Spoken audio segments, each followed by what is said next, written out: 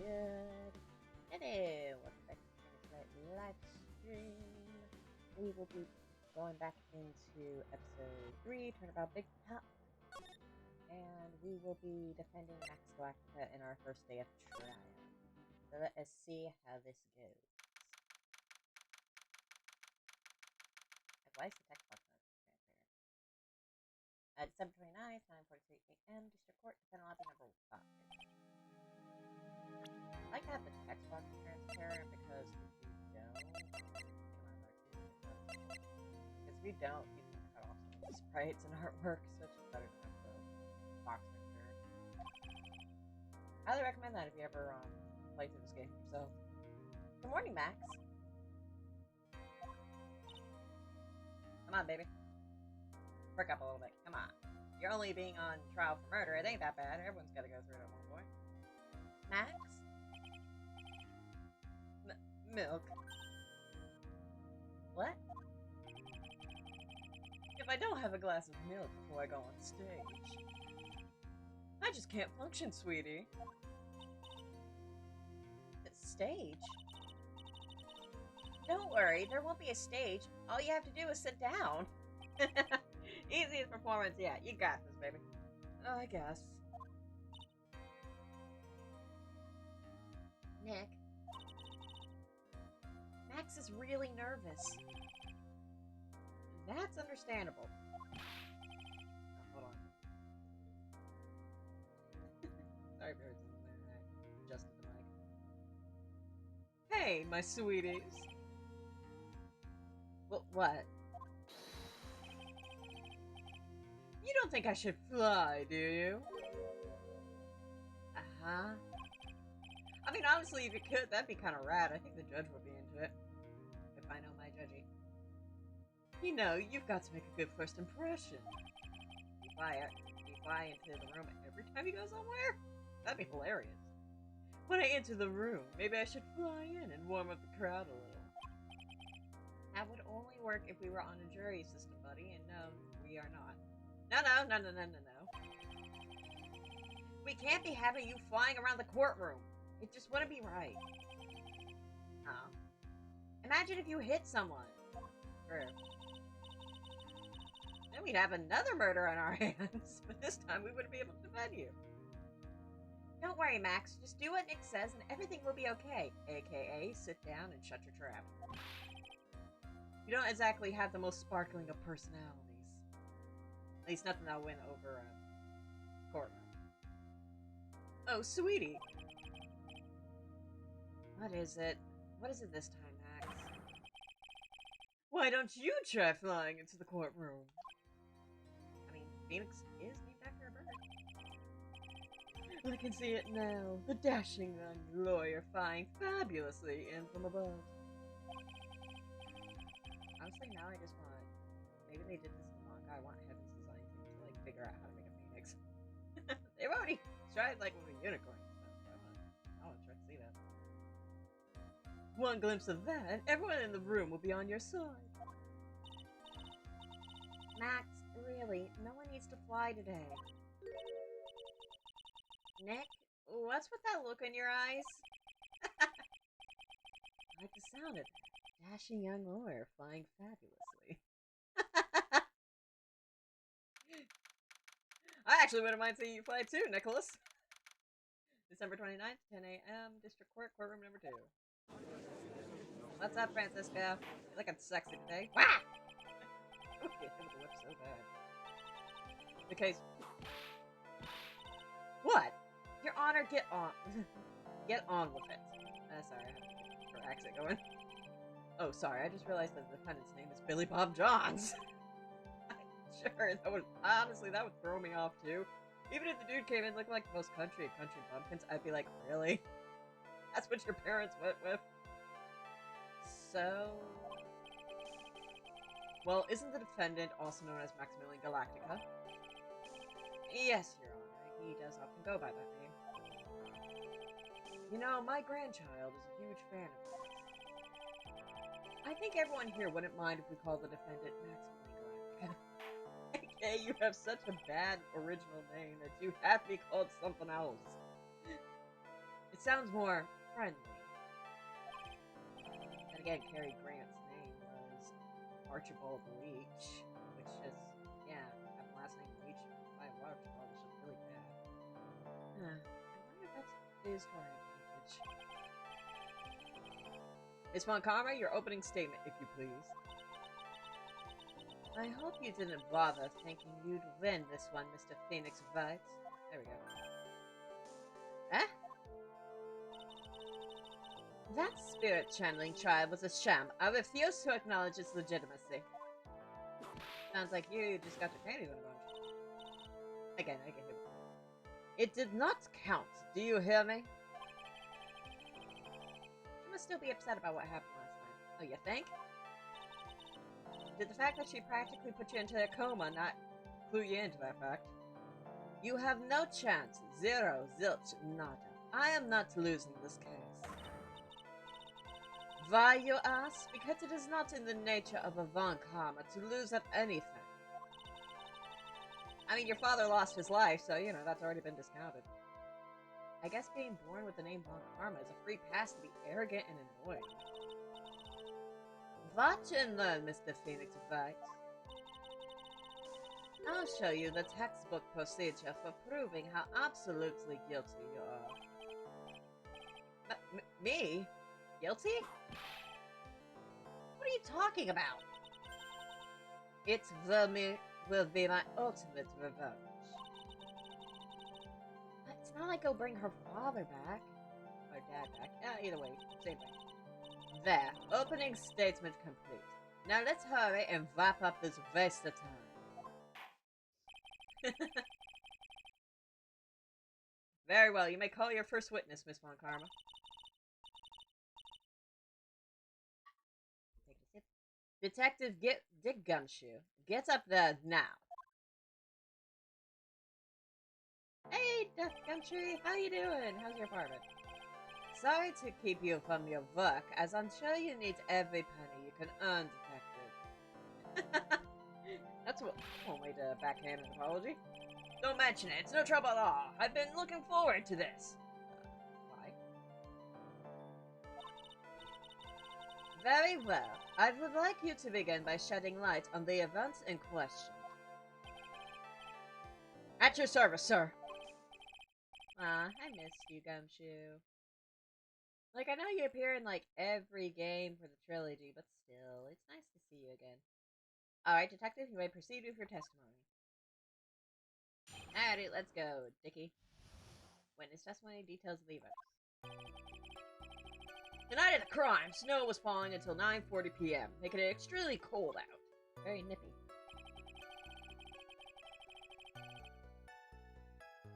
All of the circus performers were gathered in the big top to practice their routines. The practice session broke up around 10 p.m. The murder itself took place in the plaza in front of the lodging house at 10:15 p.m. The victim was found bent over a wooden box, dead as a doornail. The cause of death was blunt force trauma that snapped a vertebrae in his neck. Ow. You're getting your neck snapped will be at. Hey Liz, what's up? Lazy RF. I see. He was beaten to death. Ow. Here's the autopsy report for the victim. The court accepts this into evidence. Autopsy report added to the court record. Time of death 10:15. Cause blunt force trauma to the back of the head. Nice. A blunt object. Very well, Mr. Wright. You may begin your cross-examination. Yes, Your Honor. Okay, so this one we're basically gonna have to press on everything, just about. Basic legality. Night of the crime, snow was falling. Let me ask you about the snow. It was nearly a blizzard up until the time of the crime. Did it pile up? It wasn't such a big deal. Maybe about 1.5 inches was on the ground. The snow froze in place and stayed on the ground until the next day. Just hung out. Ugh. Just hanging out, my friend? Yeah. I feel ya. The snow. Let me see. There's gotta be more. Huh? What's the matter, Nick? I need to take a look at the court record. Mr. Gumshoe, what were the members of the circus doing on the night of the crime?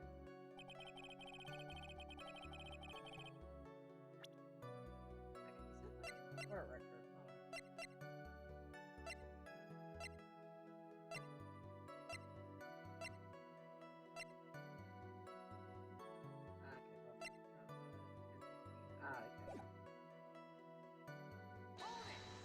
I think I get what he's going after. When you say all the circus performers, who do you mean? Everyone but the dancers and staff were there. Regina, the animal tamer, Mo the clown, Ben the ventriloquist, and of course the defendant, Maximilian Galactica, and his victim, the ringmaster. I don't say his victim. Oh, I almost forgot. Regent the tiger was there as well. The tiger did it. I'm calling it out. Out of curiosity, what about the circus monkey? When I was investigating yesterday, he happened to snatch my wristwatch back. Detective, you are welcome to file a police report after these proceedings. We're gonna put the monkey in the slammer. After the practice was over, where did everyone head off to? Regina was playing with Regent, while Mo went back to his room tired from work. Ben the ventriloquist went to the front gate, absorbed in his own world. The ringmaster and Max went off to the ringmaster's room to talk privately. Talk privately, huh? That's awfully suspicious. You wouldn't happen to know what they were talking about, would you? It seems they were negotiating Max's salary. I mean, to be fair, if you really wanted to kill somebody, wouldn't you kill him in his own room? Maybe the body would have... Like, you would have less of a chance of being spotted, and they might not discover the body until after a certain time. Actually, Max was asking for Regina's hand in marriage. So why would he go all the way outside and talk to the master right out in the open? Basically. The murder itself took place. I'd like you to be a bit more specific about the events at 10:15 p.m. Yeah, like if you poke hard enough, like every case is gonna have like, well, why did this happen? Kind of like loopholes or like little plot holes and stuff like that. But it doesn't really matter. Oh, okay, not a problem, pal. We got a witness that told us how the whole thing went. Ow! This is totally meaningless. Time to move on. All right, we'll just have to revisit that testimony later. Detective Gumshoe, would you mind telling us how the victim met his end? Bend over a wooden box. A wooden box? That's right. The victim must have been carrying the wooden box when he was killed. Carrying the box, huh? What explain? It was a rather strange wooden box, Your Honor. What do you mean? Well, it was much heavier than it looked, not to mention it was locked. Locked, you say? The victim was hunched over the 20 lb box and loosed the small but strong leg. Locked tighter than a chastity belt. This may be my only chance, so I might as well ask some questions. And I'm sorry. Talia. About the contents. You mind telling us what was inside that box? Well, when we found the box, it was locked tighter than Fort Knox. So we took it back to the station and cracked it open. I hit it with a hammer. All that was inside was this little bottle. Bottle? What is that, Detective? Exactly what it looks like, Your Honor. It's a condiment bottle. It's a condiment bottle. Sorry. What's inside the bottle? It's filled with pepper. Pepper? Why in the world was it locked in that big box? There was only one little bottle in that huge box? I wonder if it has some sort of special meaning. Found inside the box, it's so oddly specific. How's it definitely what trauma? And every time I hear that, it's like, okay, put it on the list of ways I do not want to go. According to the autopsy report, the murder weapon was a blunt object, correct? You've done your homework, pal. And you haven't found this murder weapon, have you? The police are searching for it as we speak. My theory is that it's something the perpetrator ran off with. You would think so, especially since he didn't find it on the scene. No. I bet he made it disappear with magic. You know, Gumshoe gets like so close. He gets so close and then he just goes off the rails. Well, I think we have a good feel for the details of the event now. I guess that's all we're gonna get out of Gumshoe in this case. Gumshoe very rarely lies. And he's just there to clarify things, which is nice. You mean all we're gonna get out of him is that little bottle of pepper? Hey, we worked with Wes. Now that we have wrapped up with the detective, I'd like to call my next witness. I'm not even off the stand yet. Obviously. But that's due to you being slow and unable to take a hint. I don't know, but wrapped up has such a mean sound to it. I'm a sensitive guy. Thank you very much, Detective Gumshoe. You may step down. Poor Gummy. Miss Von Karma, call your next witness. He tries so hard and he just wants a friend. I would like to call Mr. Benjamin Woodman to the stand. Somebody in the audience starts snickering out of the name. Must be talking about Benjamin Trillicus. I wonder if Trillo will show up on the stand as well. Ah, you bet your unfortunate bottom bum that they are. Please state your name and occupation for the record. Just me, or text is slow. Text might be a little slow. It also depends on who's speaking. Sometimes some characters have like different text speeds. Let me see what it's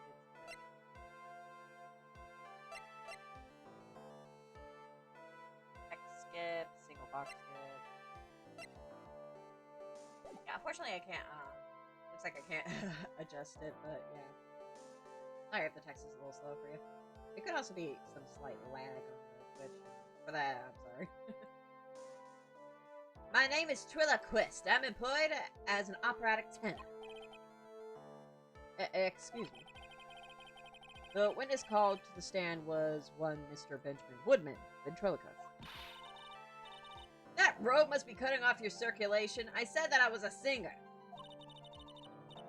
Maybe you don't believe me. Fine, I'll grace you with a song. The world of the law, exciting and daring, guilt or innocence. Decided by a judge dressed up like a woman. Well, what do you think? I didn't even know how to sing that. That's how bad it was. It had a good rhyme. It's just the lyrics. It leaves something to be desired, so to speak. Trillo, you know better than to insult a judge. Shut up! Just look at your nose. You would think you'd have the sense to fix it.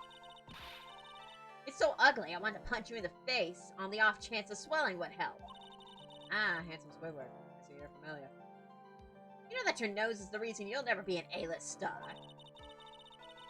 Celebrities must really enjoy saying everything that flashes into their minds. What's going on here? Order! Order! I demand to know who the witness is. Don't worry about me, sir. I'll let Trillo handle this. Oh, joy. Oh, absolute joy. I'm not worried about you. Wow! Won't get anyone trying to figure out this witness. Now, let's proceed. Witness testimony? What's your witness, witness?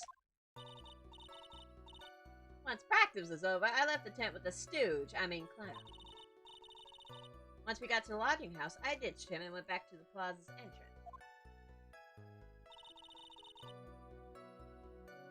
That's when I saw Max heading towards the scene of the crime. He was the only one heading that way. How could that punk not be the killer? And the police showed up and took Magic Boy away. You saw Maximilian Galactica heading towards the scene. You're sure of that? Without a doubt, he had on his silk hat, cloak, and the dumb white roses on his chest. How can you mistake someone with that crazy getup and his nose stuck up so high? But that's enough. I think we all get the picture. Just one thing. You said you ditched the clown. That's right, dress boy. Well, since you weren't with him, couldn't that mean the clown committed the crime? Huh, he's got a point. What a shame. It was a nice theory, but the clown can't be the culprit. Why's that? Here's absolute proof. A silk hat. This was found at the scene of the crime. It belongs to the defendant. Ah. Without a question, he was wearing his signature hat during practice. If the clown was the murderer, there would be no reason for this hat to be at the scene. Framing. Framed. He was framed. Anybody could wear a hat. Come on, Francisca, this is below you. Well done, Miss Von Karma. Your prosecutional skills are unrivaled. Well done. Oh yeah, just slap that on there, right on you, Judgy. Thank you for stating the obvious. Mr. Phoenix White, what do you have to say? Okay. I guess she's the boss again today. Alrighty, let's tear this dude apart. What you witness. Let's practice over. I left the suit.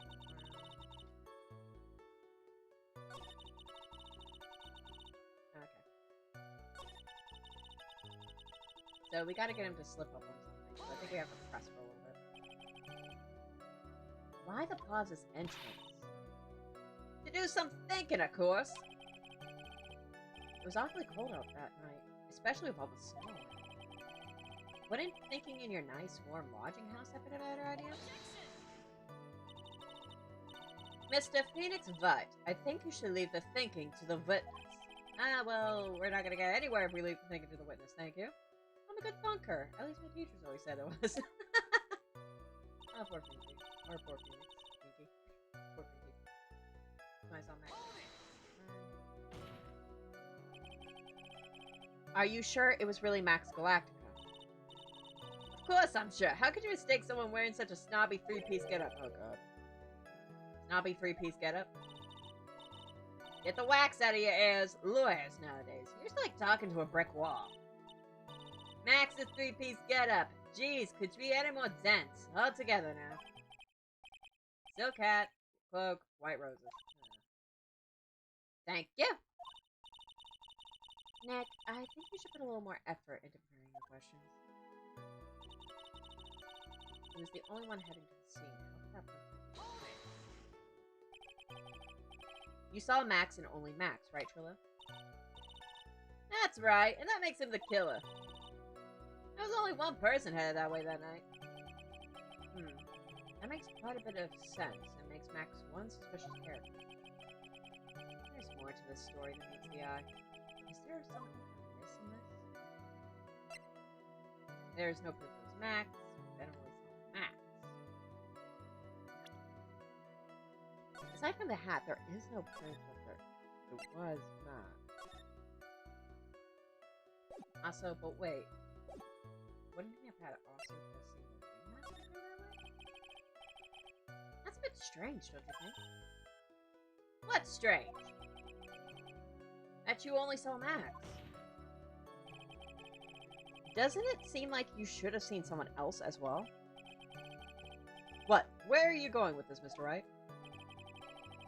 Who else do you suppose this witness could have seen? Well, you would have had to have seen the Ringmaster first arrive on the scene, wouldn't you? If you immediately went out. That's the victim. That's correct. If Trilla was at the entrance to the plaza, he should have seen the Ringmaster as well. Yeah! Obviously, the Ringmaster arrived at the scene of the crime before the witness. could have seen him. Anyone with sense could have figured that one out. What are you talking about? The ringmaster and Max went together to the ringmaster's room. Is that, according to the defendant, a likely story? If Maximilian Galactica was supposed to be in the ringmaster's room, why was he just, as the witness stated, at the scene of the crime? Ah. I see. It seems that at this stage I have no reason to doubt this witness's testimony. And there are clearly no conclusive contradictions. He's right.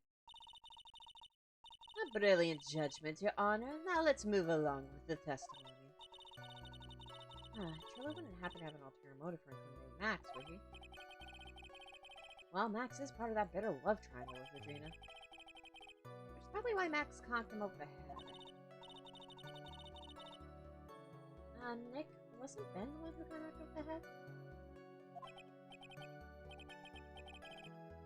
Yeah, I think so. I don't know anymore. Once practice is over, I'll look at the once we got to the Latin house,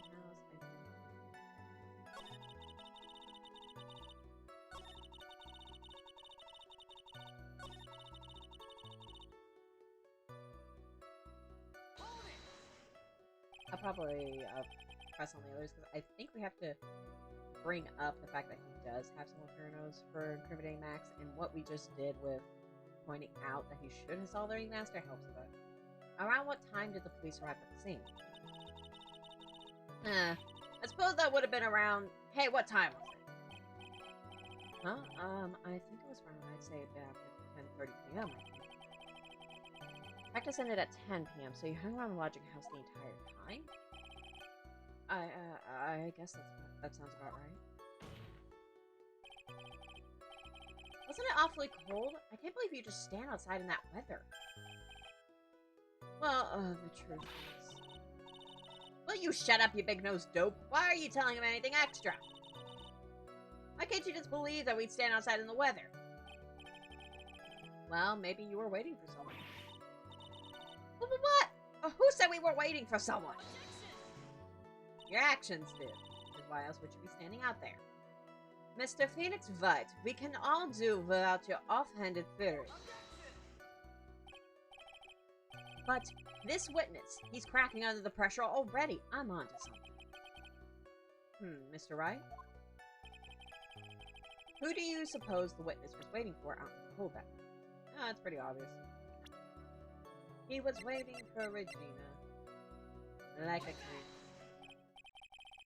He was waiting for the 16-year-old, Your Honor. The what? Well, if he was waiting outside in the cold, it was for one person. And one person only. He was waiting for the animal tamer, Regina. What? You were waiting outside for Regina to come back to the lodging house. Am I mistaken? Oh, boy.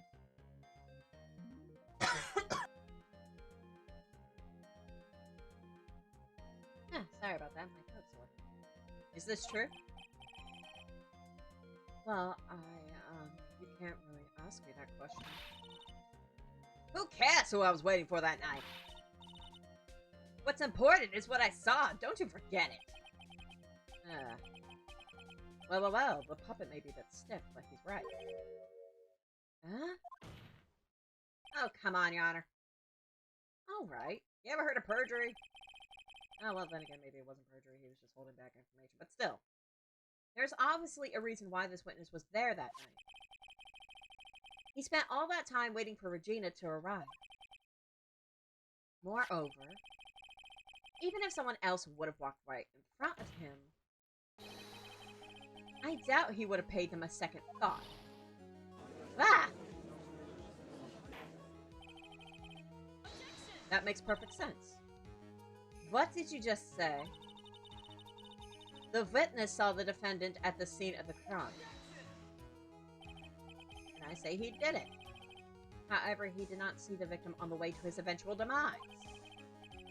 If you accept that, then you must accept that there is a likelihood that He could have missed someone else other than Max heading to the— Ow! There is absolutely no proof that the witness was waiting for the animal tamer. I guess you got me. I love it when the witnesses are like, actually, we were. Alright, I'll spill the beans for real this time. It's true, I was waiting for Regina. Pain! Don't volunteer things! Well, how else are we gonna move the story along? Mr. Quist, tell us the truth this time. And I mean the whole truth, and nothing but the truth. So help you God. Were you, or were you not, waiting for Regina at the entrance to the lodging house? I was. I was waiting to propose to her. You were what? Waiting to propose? What's the matter? You think that humans have a monopoly on marriage? I'm not gonna answer that. The matter of puppet marriage is not under review for this case. I mean, if Kermit and Miss Piggy can get married, I don't see what's the problem. You're the judge. I mean, look at your horrible outfit.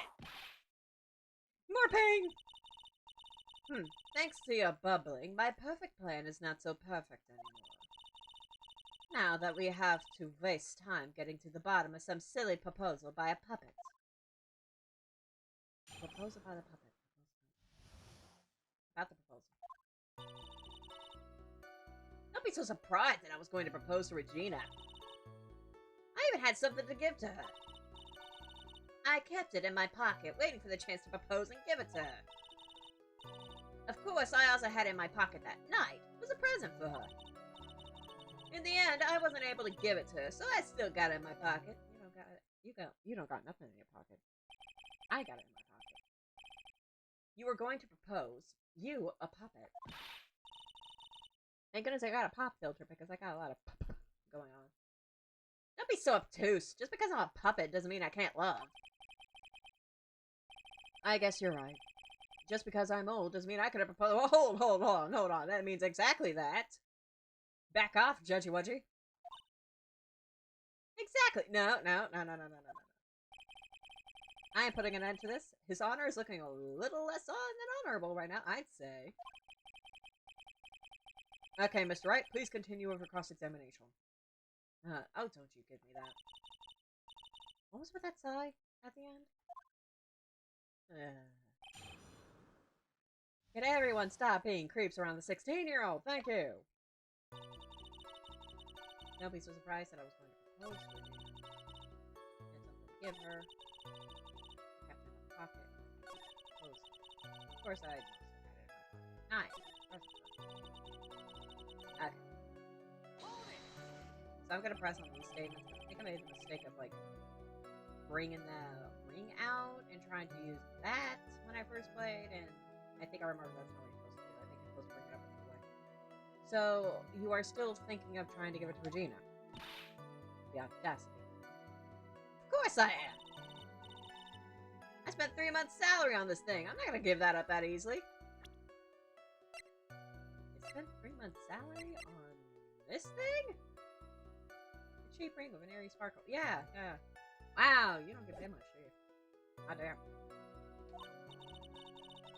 Wonder how much he receives for appearing in the circus. Probably way more than he deserves. He still only got that cheap-ass ring. How about it, Nick? I think it's about time to unwrap this place. That's the spirit, Nick. Give him heck. The judge has that dazed, confused look again. Maybe he should get out more. I think that will job. Also, give him heck. Let my swear. I won't have to say the F word at least just once. Let my say fuck. Whose pocket was the ring in? And let me ask. You deserve it too. Mine, of course. What a stupid question. If you could put a fuck down on at any point during Ace Attorney, like just one character to say unabashedly fuck, where would you put it and who would say it? You gotta be kidding! You gotta be kidding me! You think Ben could pull that off? I mean, he is technically pulling it off, just through his thing. I'm sorry, really. Not to apologize for that. He's the one who should be apologizing. Really? Of course, I was talking that night. So, you went to the lodging house to give it to her? That's right. I tried to give it to her during practice so many times that I lost count, but that uppity snob kept getting in the way. Uppity snob? He couldn't be possibly talking about me, Maximilian Galactica. When I get a hold of him, I'm gonna saw his wood block in half, and not with magic. Well, they always say that love creates rivalries. So, what about this present?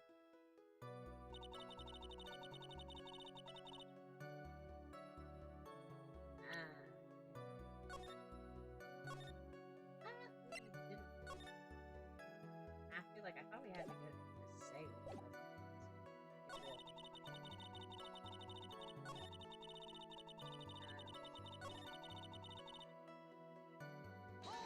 Give her. Ooh, what was it exactly that you were going to give her? Here we go. You know exactly what I was going to give her, numbskull. The only thing I could find that could match Regina's beauty. Her cheap-ass beauty, according to this ring. Answer his question. What was it? You're gonna die when you hear this. It's an engagement ring. Engagement ring? Wow, those two nearly fell out of their chairs.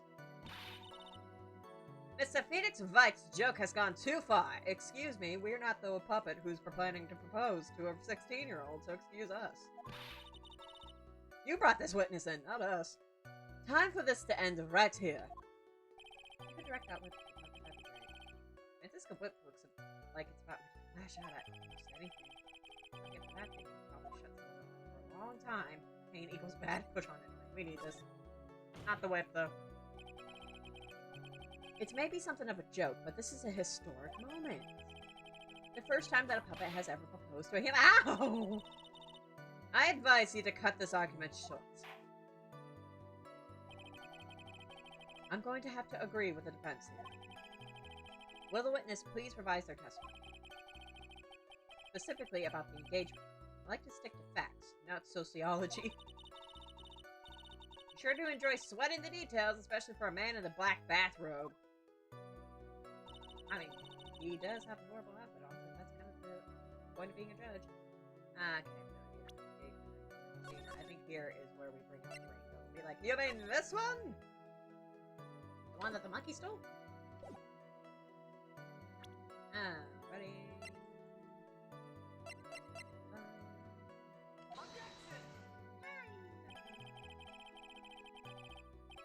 Oh wait, we don't bring out the ring. We press on the statement about the pocket or the... Okay, I think I'm forgetting to piece it together now. Let me press on this thing. An engagement ring? It's actually diamond-shaped stone cut from glass. What, from the bottom of a beer bottle? Even more brilliant than the real thing. I think Regina's going to love it. It's just a ring. Oh, Phoenix, you poor sweetie. What's the matter, Nick? Oh, there's gotta be something I can catch on.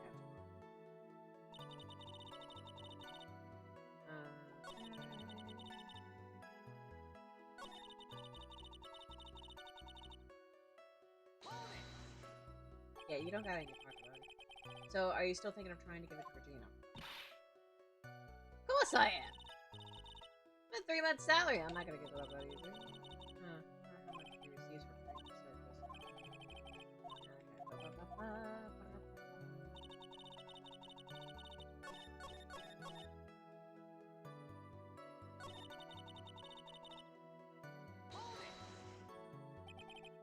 If not,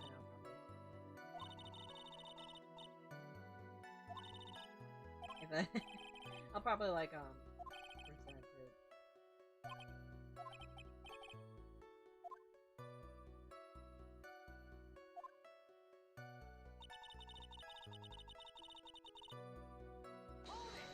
God damn it.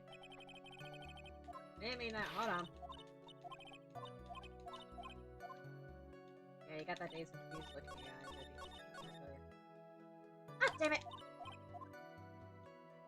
I bet this is some great content right here. Yay! Whew. Okay, let's try this. You have to go about this in a really roundabout way.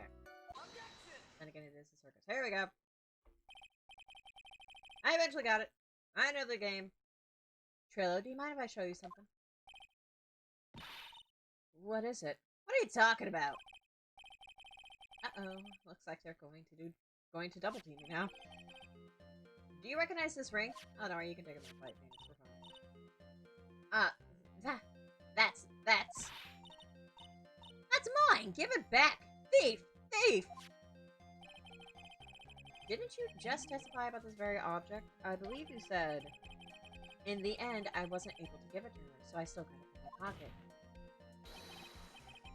Why, then, do I have it right here? Ah! I pickpocketed you. Watch, look. What is going on here? That's... Ben, say something! Don't put me on the spot like that, Trillo. I found this in Money's room. But Money's room? You mean a room where they put money? Like a bank vault? Ha! That filthy monkey is gonna get what's coming to him. Mr. Quist, I would prefer if you avoided slandering innocent fiat to my court. Well, Your Honor, Money really is a monkey in every sense of the word. He's a damn dirty ape. Ah, I see. Well then. Money likes to go after the shiniest things that he can find and gather them up. Shiny things? Even though this ring doesn't really that shine, but whatever. Trillo. I keep bashing on the ring, but I mean, it really doesn't look that good. Why was this ring stolen from you? Well, I suppose it was that time, you know, that night, the night of the crime. What did you just say? Details, I need more details. Well, it was stolen right after Max showed up in the plaza. Right about when you saw the defendant walk past, correct? Well, I guess be able to say that. The ring might have, well, it could have been taken around that time. Ah, yo! What kind of noise was that last one? You're getting attacked by a monkey, man. Ben, what's with you? Oh, whatever. Had nothing to do with anything, especially not who committed the murder. You were attacked by a monkey around the time that you supposedly saw the defendant. So how did you see the defendant? It's not for you to decide what has to do with it. It has to do with what? Now, Trillo, back to the topic at hand. I haven't admitted a thing. Not I, Mr. Trillo Quest. What did you do when the ring was taken, Trillo?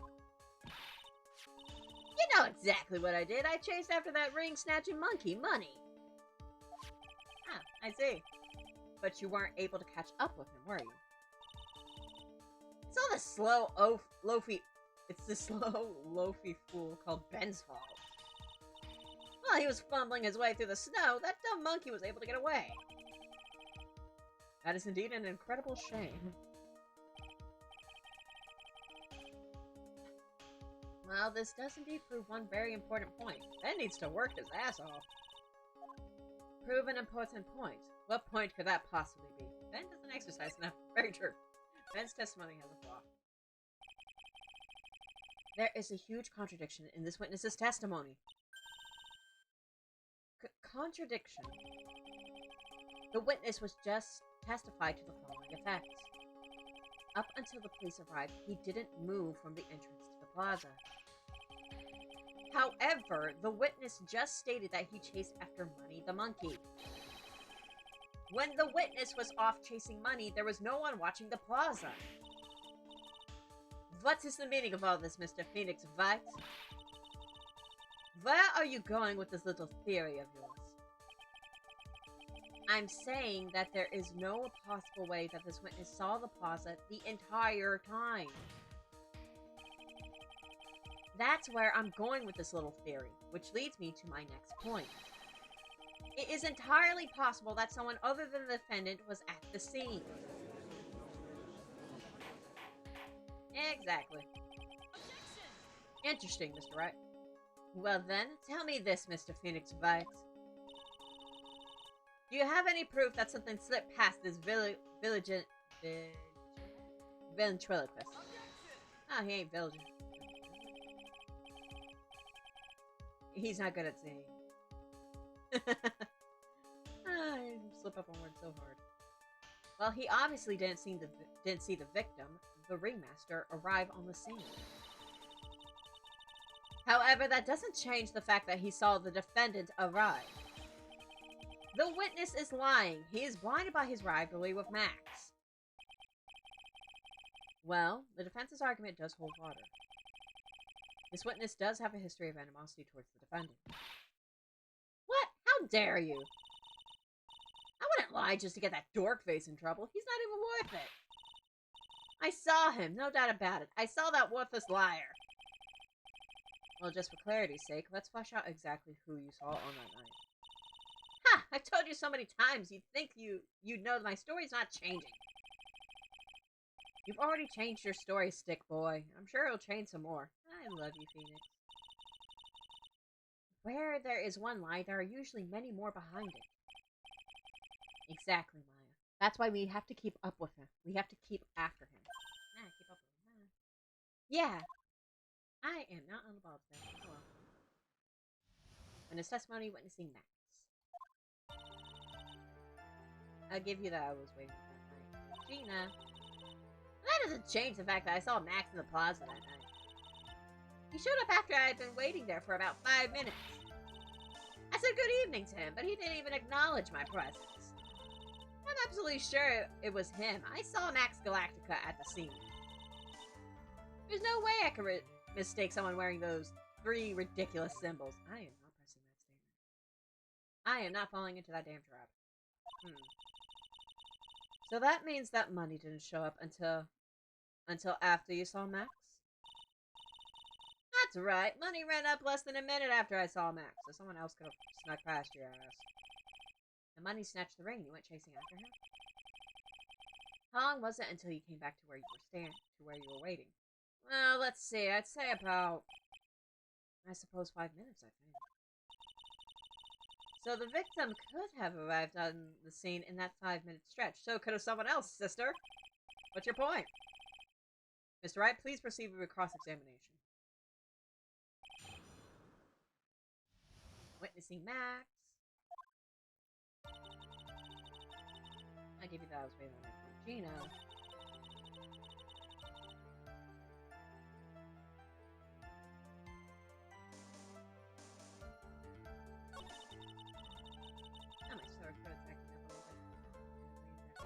I should be fine. I said good evening. Really? You said good evening to him. So you testified that you said good evening to Max, then. You must enjoy asking incredibly obvious questions. You say good morning in the morning and good afternoon during the day, right? And it's obvious that I'd say good night to someone at night. What, Ben? You got something to add? Let me guess. That's not it, Trillo. You say good evening at night. I'm sorry, Trillo. Their act is Mr. Quist, I would prefer if you kept your ventriloquist act outside of the courtroom. Impossible! A performer lives and breathes his performances. You should know better. You know, the fact that he's not willing to put down the damn puppet should be enough to have him evacuated from the courtroom. But then, Trillo's... Ben's after the calming act, yeah. Isn't that a bit strange to you? What do you mean? Well, if you hate Max so much, why would you bother being nice to him? It strikes me as somewhat strange. Why would it strike you as strange? Exactly. How is it strange to be cordial to one of your co-workers? Because he's not even cordial to people that he likes. Well, if it was simply just being cordial to a co-worker, I would understand. Yeah, that hurt. Maybe you should think of having some proof before your lips stop flapping next time. Proof is everything in this world. You should have learned that back in grade school. What grade school did you attend? The reason that True nothing is everything in this world.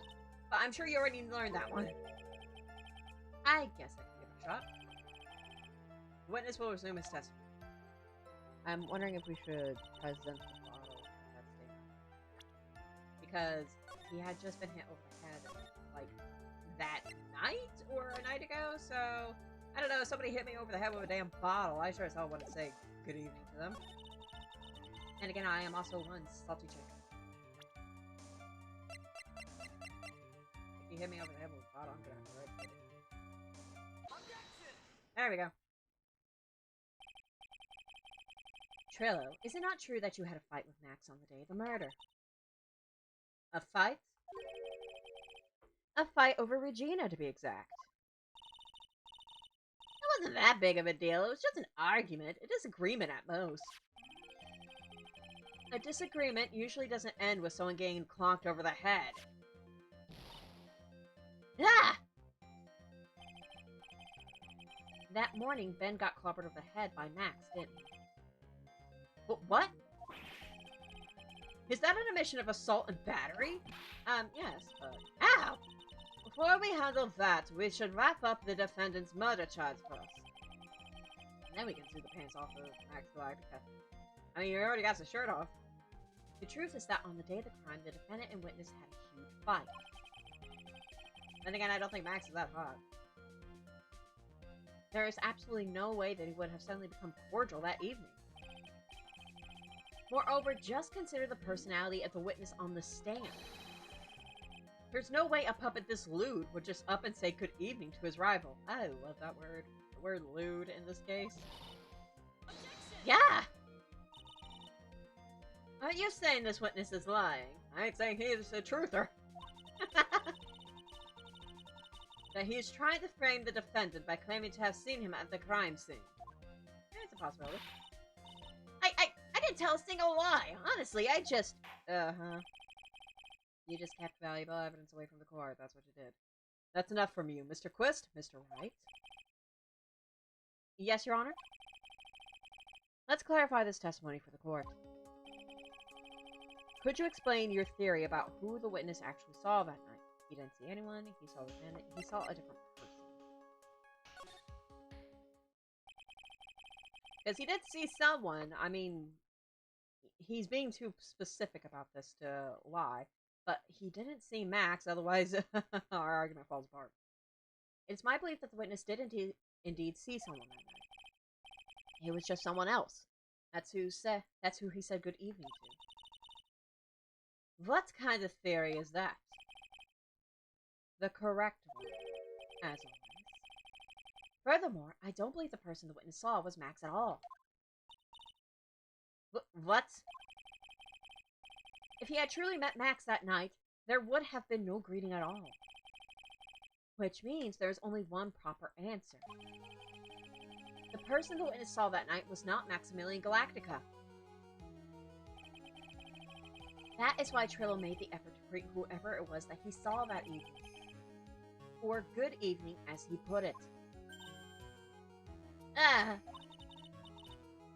What in the world? You. Okay, that was okay. Would the defense kindly explain who it was Trillo saw that evening then? My badge. He saw my badge. He saw Russell Berry, because there's this whole thing about how he didn't see the victim, so how didn't he see the victim? Consider the ill temper of the witness. There's only one person he would greet. It must be Regina. It's Regina, right? She's so cute. No, Your Honor, it's not Regina. If it was Regina, Trillo would have given her the engagement ring as a present. Oh, yeah, I suppose you got a point there. It was Russell Berry, the victim himself, was it not? You are correct. It was indeed Russell Berry.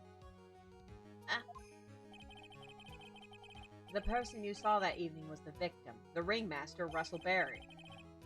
That's why you greeted him, Trillo. Isn't that correct? Yep. Yep, we're right. Answer the question, Mr. Quist. Ah!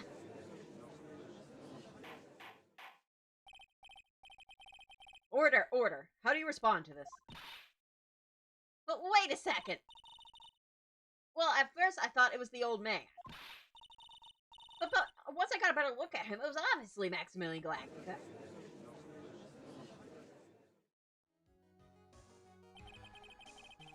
I think it's high time that we clear the air about this question. Mr. Quist obviously witnessed a single person in the area of the plaza that evening. The problem is identifying exactly who that person was. Was it Maximilian Galactica? Or was it the ringmaster, one Mr. Russell Berry? The prosecution argues that it was the defendant that the witness saw that night. The witness has clearly stated that he saw the defendant's three symbols. Three symbols? Oh. Alright, this is getting old. Come on, man, you gotta remember them by now. Here we go, everyone, all together now. Yeah! Yes, yes, we know. The silk hat, cloak, and white roses.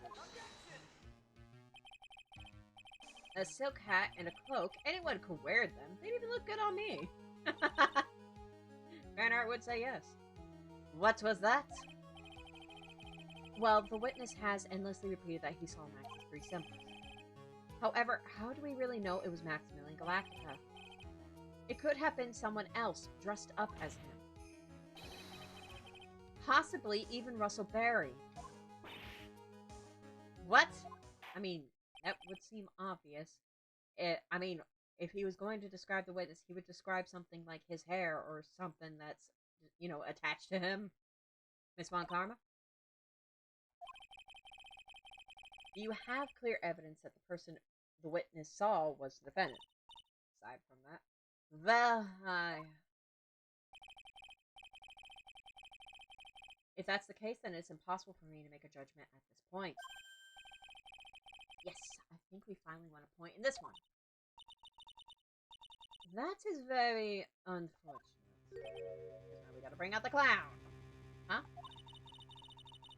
You're just a little too excited for your own good, Mr. Phoenix Wright. What do you mean by that? You merely established one thing from this witness. You established that this witness saw one person in the plaza that night. I applaud you on your effort, but who was that person? Who that person was can only be answered by the next witness. Huh? Here we go. Your Honor, the prosecution will provide, without beyond a shadow of a doubt, an answer to that question and evidence that clearly establishes one thing. That there is no one other than Maximilian Galactica responsible for this crime. Very well. The court will take a 10-minute recess. During that time, I request the prosecution prepare the next witness. Court is now in recess. Whoa!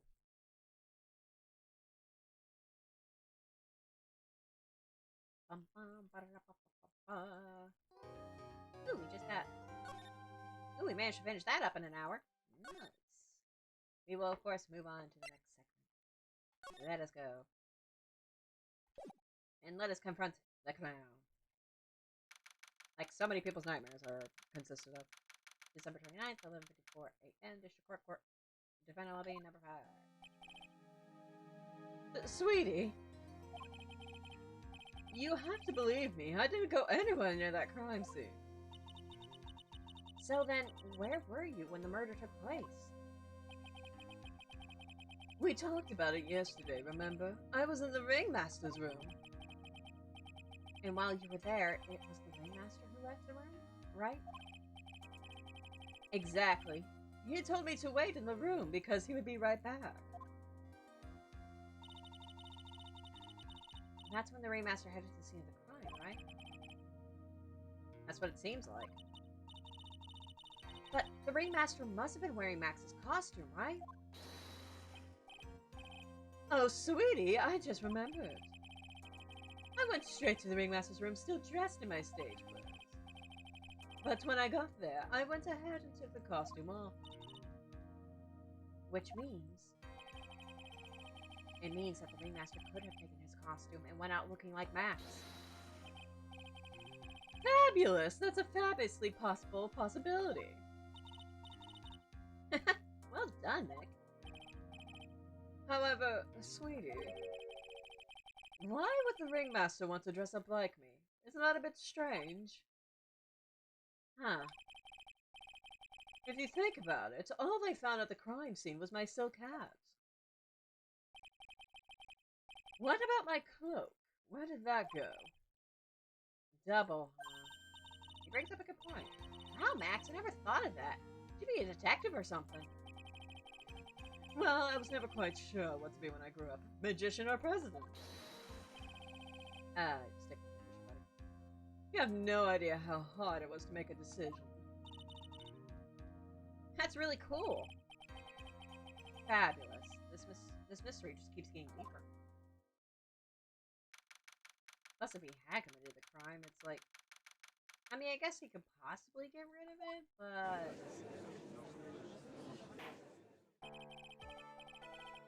Now that everyone is back, let's get started. The court is now back in session. Miss Von Conrad, please proceed with the prosecution's case. Very well. I will now call on my next witness. A pitiful clown with the unfortunate distinction of having seen the entire thing. Will Mr. Lawrence Curls please take the stand? Why did she just call him a pitiful clown? Because he kind of is. The witness will state his name and occupation for the court record.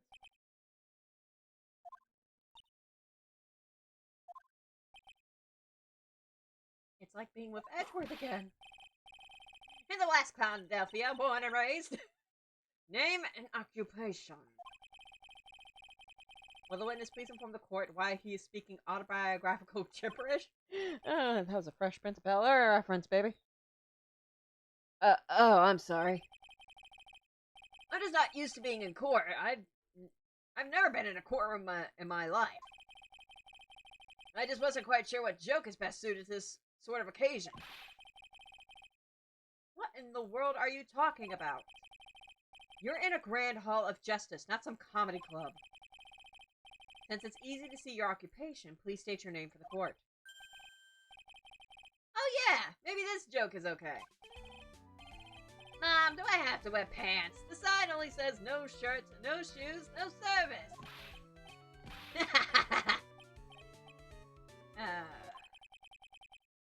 As startling as ever.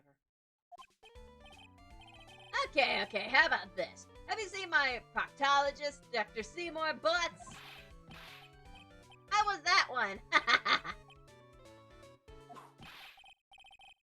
But a couple of clowns who were up to no good started making trouble. Sorry, I tried to get through that as fast as possible. Your name?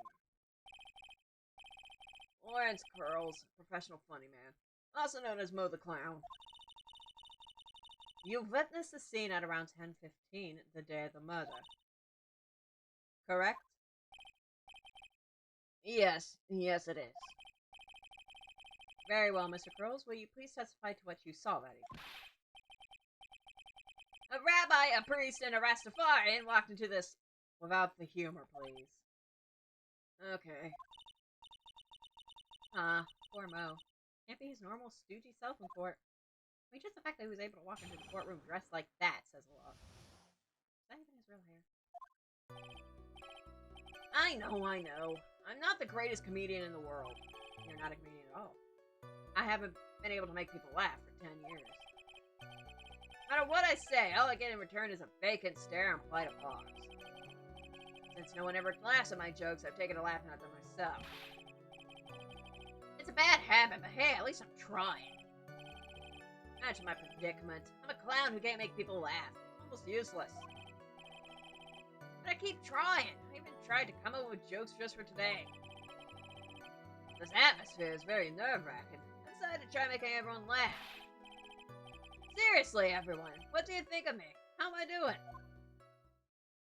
That was one hell of a therapy session just now.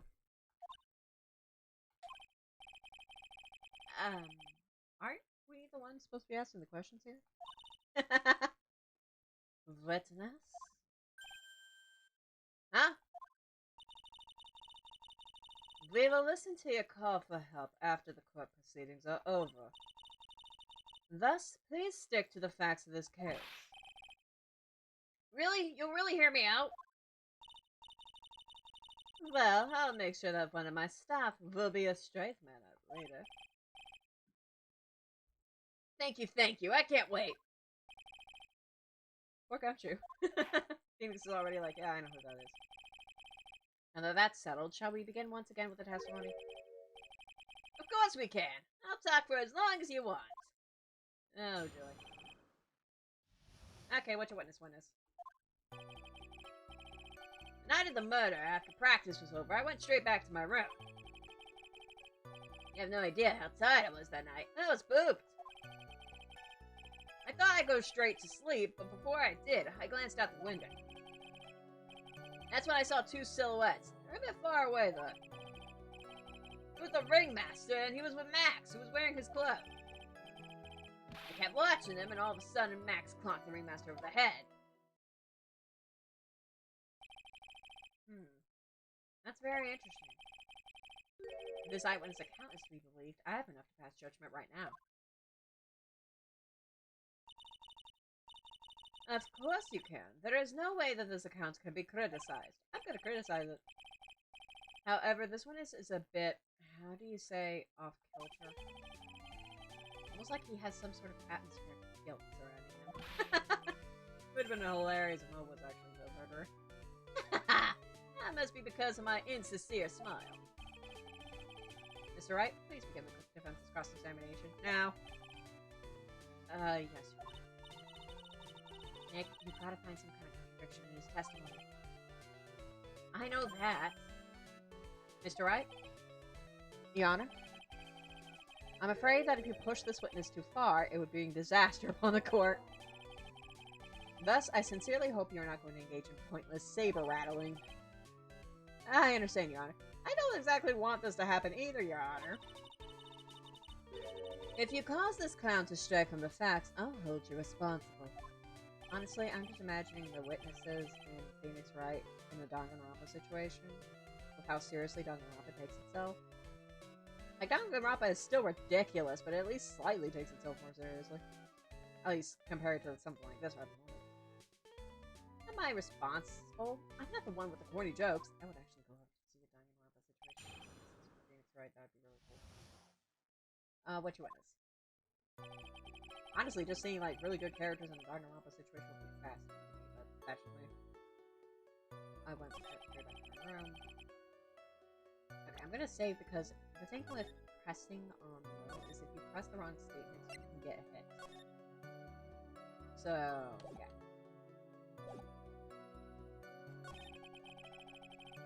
And I go straight to sleep. Wait. Okay. You'd say you clearly saw this, even though you were, by your own admission, far away. That's right. I've been thinking about it over and over since that night. But things didn't really make sense until I spoke with the prosecutor, Miss Von Karma. Yeah. But now I'm 100% certain that it was Max and the ringmaster that I saw that night. Of course it was. Just think about it. How could I be wrong if Max is always wearing his uppity symbols? Uppity symbols? Oh, Phoenix, my baby, honey. Why are you doing this? Lawyers nowadays, do you even have to go to school anymore to be one? Well, that's the bar, I don't know. Alright, everyone knows what to do. All together now. Stay with Uncle Mo.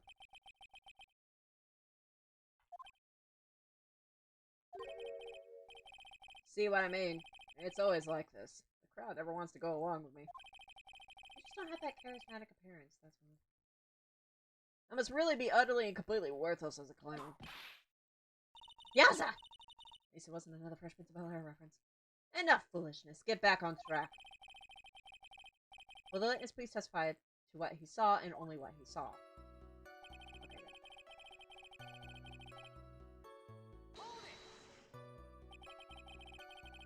You say you saw the ringmaster get clonked off the head. Yes, I did. It's the climax of my story.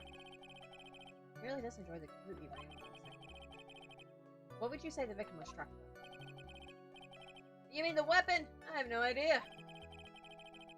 The weapon wasn't found at the murder scene, right? That's not what I meant. You did say you did see everything, didn't you? Well, yeah, I suppose I did.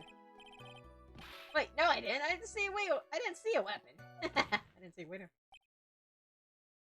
Mo, did you or did you not see the crime of murder committed that night?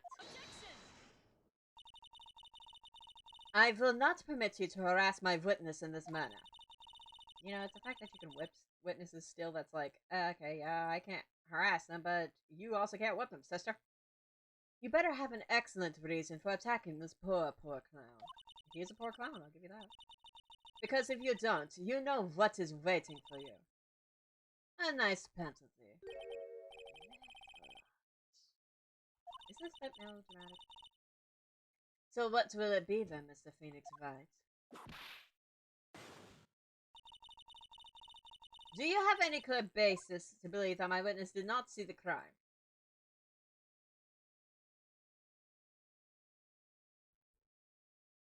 I don't think we can do this yet. I'm gonna say no for now. We did say, so we're fine. Well, see, right now I don't have a clear basis to be thinking that. Not right now. Now this is just another one of your pointless efforts to badger my witness.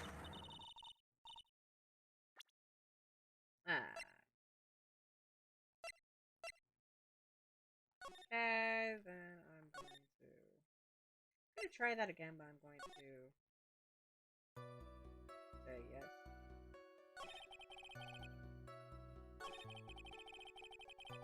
Actually, before I would see if I have to glance out the window. Because that's important. I know what we need to get. You're so happy to glance out the window? You can say that. You can also say I peeked, stared, glimpsed, peeped, eyeballed. Mr. Curls? Oh, I guess synonyms aren't allowed either. Now, what should I do? I wonder if I should press him further on this issue. Keep pressing. There's something else. Exactly why did you look out your window that night? Why? Why? Clowns don't need a reason to look out their windows, do they? That's not what I meant. I meant that, well, when we spoke yesterday, he said he heard a loud sound that caused him to look out the window, but he didn't say anything about that sound now. Once I had tucked myself in bed, I heard this amazing noise. It was incredibly loud. It sounded like a giant thwomp. Yeah, we were supposed to get over that.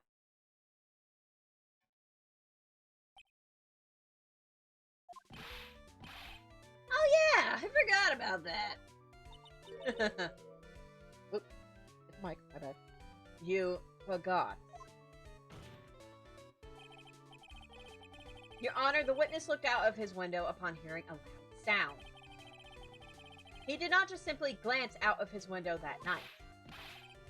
Oh yeah, that's right. I forgot to mention that thwomp, didn't I? Ow! That's not something you just forget to mention.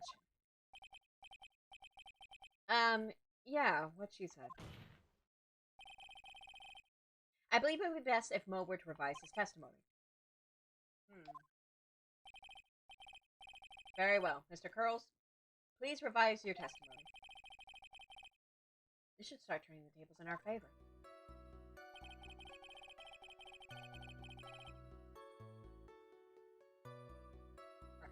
Save it again.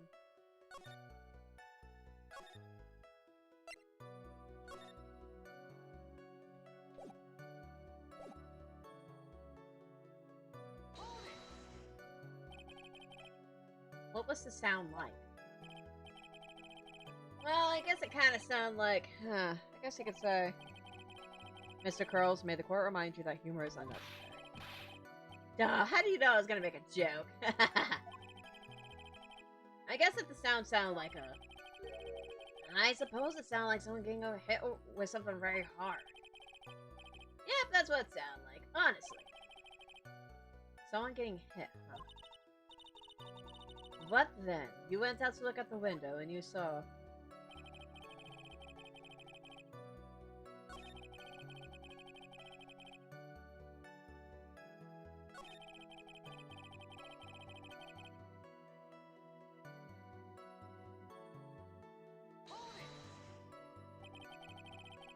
You say that you saw the ringmaster get clonked with the head.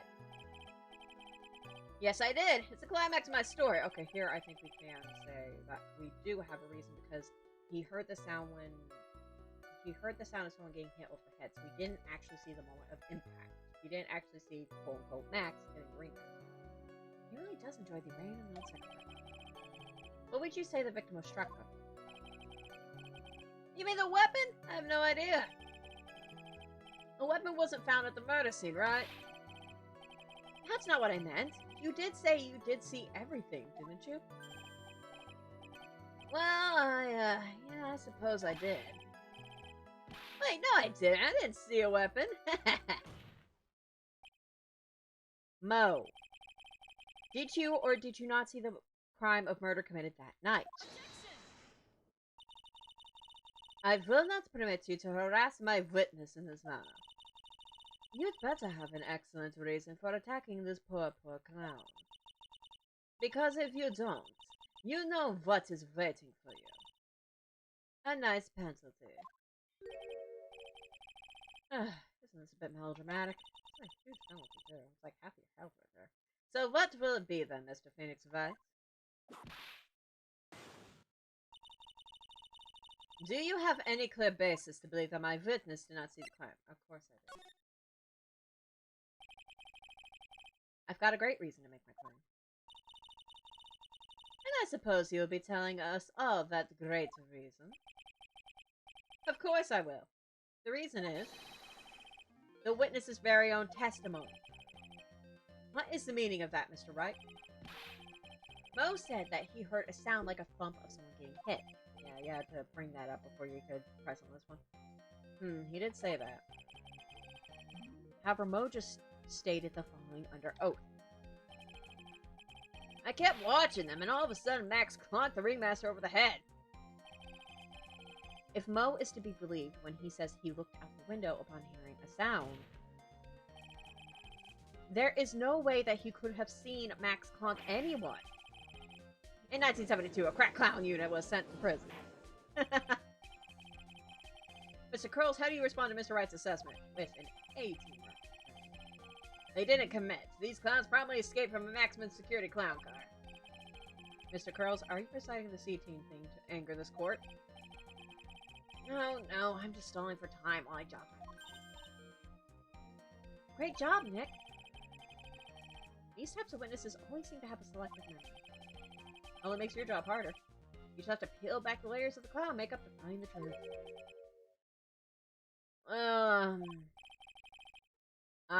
You're back from your jog.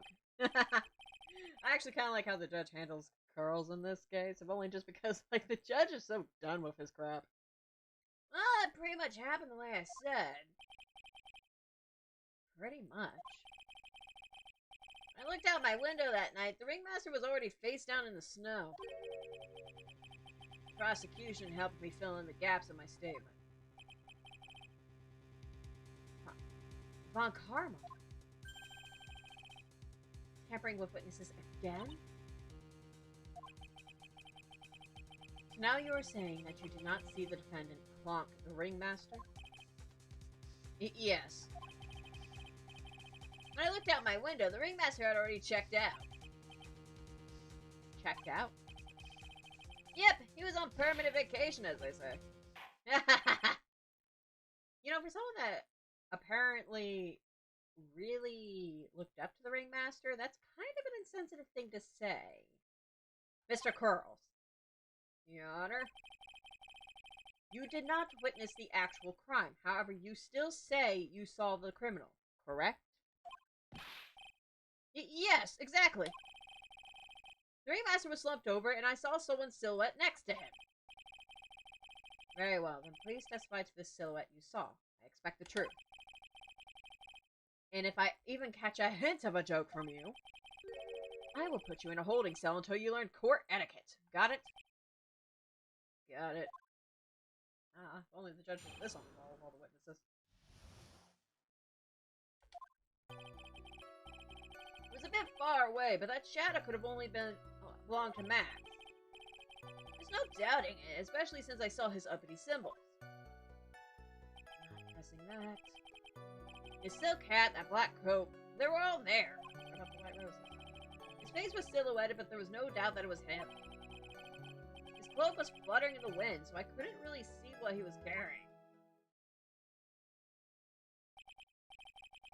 It does seem as if the defendant was at the scene of the crime. It took the clown long enough to get his facts straight. But whatever, this should finally be good enough, yes? Nope. It is decisive testimony. It's not. Was Max really at the scene of the crime that night?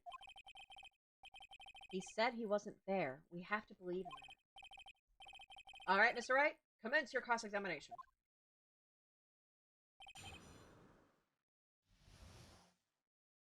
Yeah, silhouette, let's go.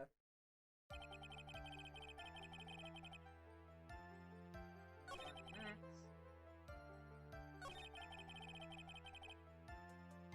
I'm gonna press on that statement first, but I think that's where our pitch is.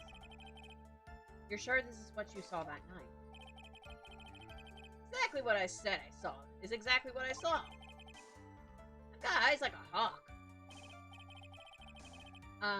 Don't birds have terrible night vision? You know, Phoenix. That's not all I saw.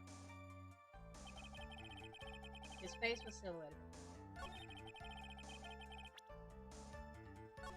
I don't know if we bring this up yet, so I'm gonna save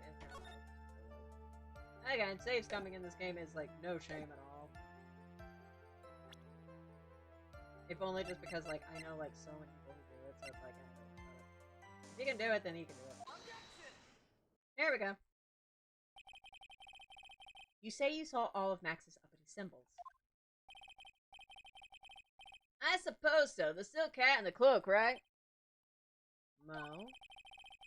Everyone knows that Maximilian Galactica has 3 uppity symbols. I like how they keep calling it uppity symbols. 3 symbols. Yay! Everyone get ready! All together now! Silk hat, cloak, white roses. What the? Who cares if we saw that? There were 3 or not. Who cares if we knew that there were 3 or not? My bad. I just pushed it out a bit. He saw what he saw. And he saw the symbols. He just forgot to mention them.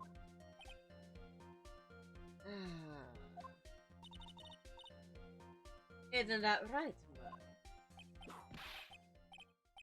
Do you like pie? I love pie. Do you? Silence, fool. You were to respond with the whole truth. No fractions.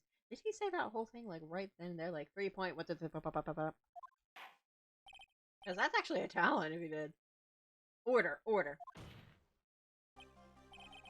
Mo, you didn't see the roses, did you? To be honest, there weren't any roses on the person I saw. The crime scene was dark. It's obvious it was too dark to see that kind of detail, but he saw the ringmaster in a silhouette. I mean, he clearly identified the ringmaster, so what? Well, the witness said he was able to see the silhouette of the criminal's face. Not to mention that the roses are white. There's no way he could have missed them. Then the roses must have fallen off when the defendant assaulted the victim. If that was the case, then the police would have found them near the crime scene. Mr. Wright, are these white roses truly material to the facts of this case?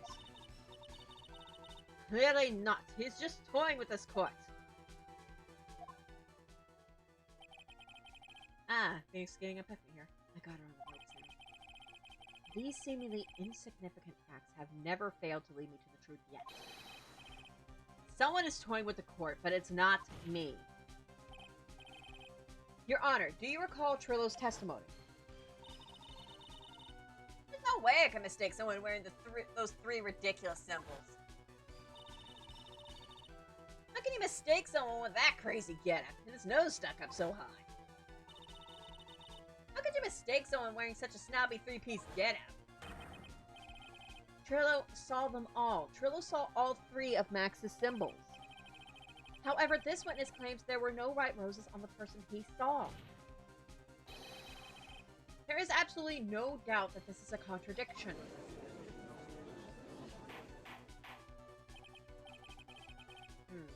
Now, what am I supposed to think? One is supposed to disregard the pointless, but this... Judge, forget the roses. Think about his other testimony. The witness has stated without a doubt that he saw Maximilian Galactica. Nothing else matters. Let's wrap this case up. Your Honor, it may be trivial, but it does cast doubt on the prosecution's case. Frankly, I have my doubts about this witness. It seems that unlike wine, the witness has not grown with more mature with age. I'm not mature. I mean, he's kind of right. Wait, how old are you, Mo? We have a wife and daughter, apparently. 46, that checks out. I've come to a conclusion. I am 99% certain that this witness saw the defendant. However, my remaining 1% of doubt is quite reasonable. Which means that for my peace of mind, I'm going to request a bit more testimony. What? If there are no contradictions in his next testimony, I'm prepared to issue a ruling. A ruling? Nick, this is your last chance. The Silhouette Part 2. There's no doubt in my mind. There were no white roses that time. However, all the other symbols were there. I'm equally sure of that. Especially the silk hat. There's no way I could forget seeing the decorations on it. He was wearing it the entire time that he was on the scene. Mr. Wright, you've got one last chance at this. Just one chance? I will not allow even the slightest hint of badgering against you. If you are going to prove to me that there is a contradiction with Mr. Curl's statement, you'd better have at least a shred of evidence to back up your accusation. I only got a single shot at this. I've got to be more careful. I understand, Your Honor. One chance is all I need.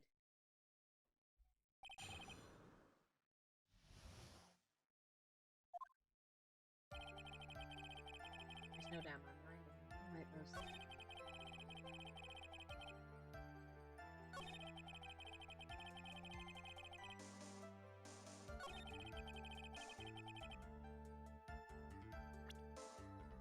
I'm going to save because it's not completely obvious what here, but let me go over the other one. Okay. Made to learn how to fabulous.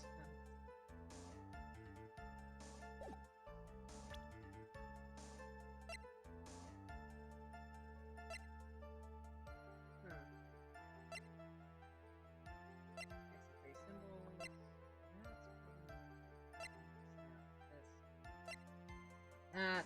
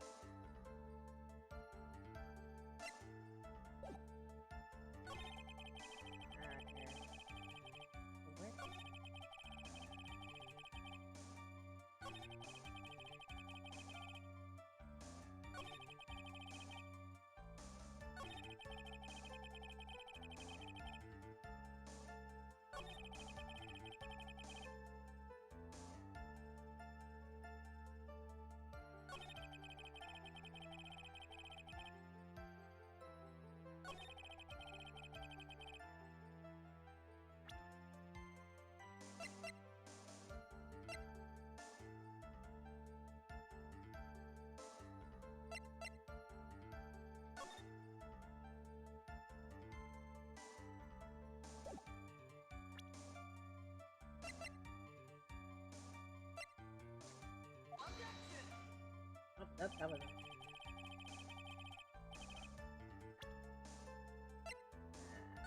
That's my take of it. I was thinking, like, there was a hat on this thing, but maybe that's it. He was wearing it the entire time, I think.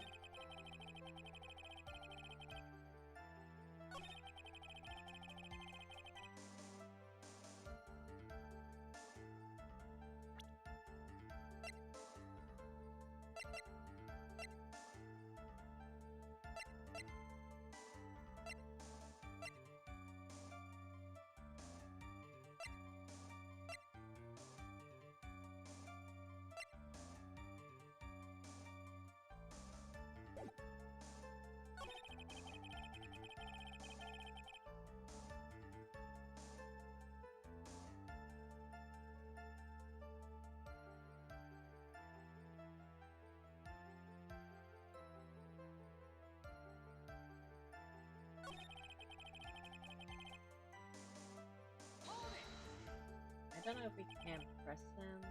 Mo beyond. Ow!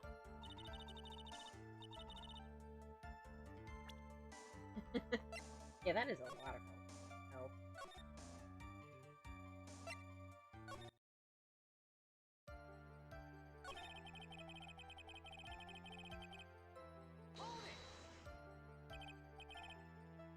Yeah, we can.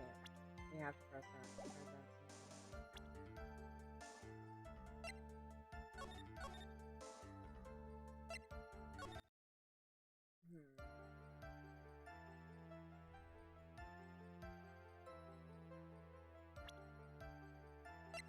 Wait, maybe it's because the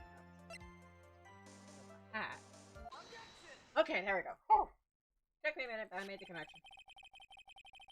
This wouldn't happen to be the silk hat you saw that night, would it?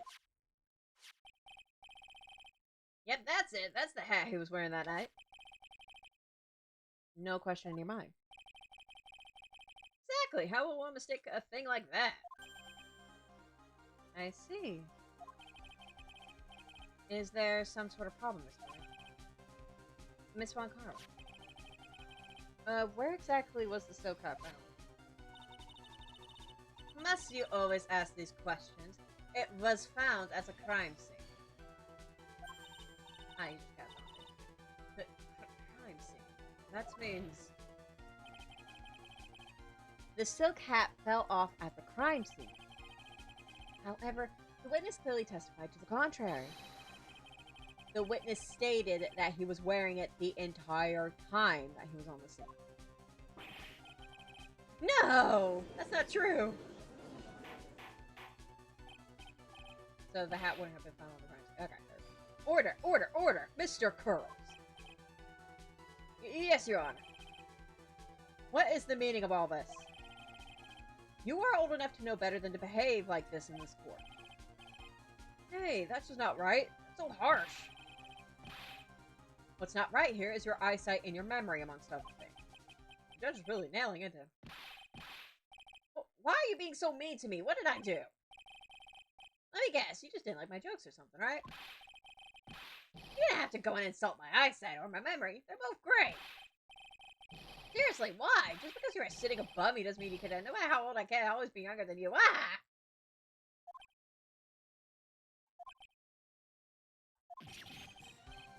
Enough of these childish outbursts, Mr. Curls. Who do you think you are? I saw him. I swear I saw him. It was Matt. Even if he didn't have his roses, he was still wearing his dumb silk hat. I'm telling the truth.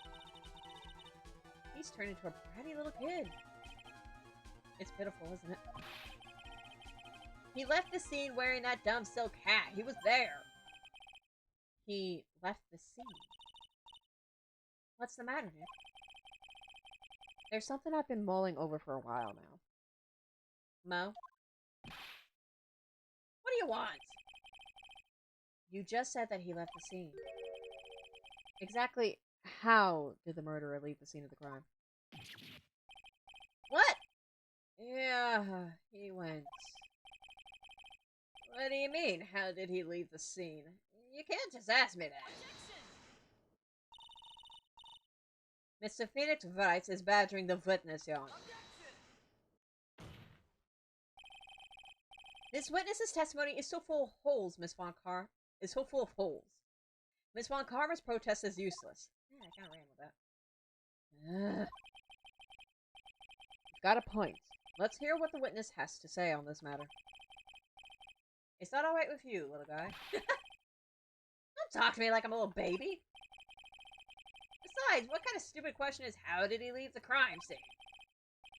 Yeah, it's obvious. He just turned around and walked away. That's what I expected you to say. You sure that's how it happened? Say what? Huh? I'm not trying to know exactly where you're going with this. Lawyers nowadays sure do love to harp on the smallest things. This isn't exactly timely. Do you have any proof to counter his story as to how the criminal left the scene? Take that! Picture of the crime scene. Now we pull it out. Look at this picture.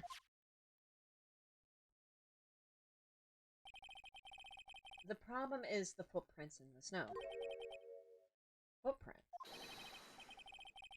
In this photo, we can clearly see the footprints of the victim. However, where are the criminal's footprints? They aren't there. Ay, ay, ay! So, Mo, exactly how did the criminal escape the scene?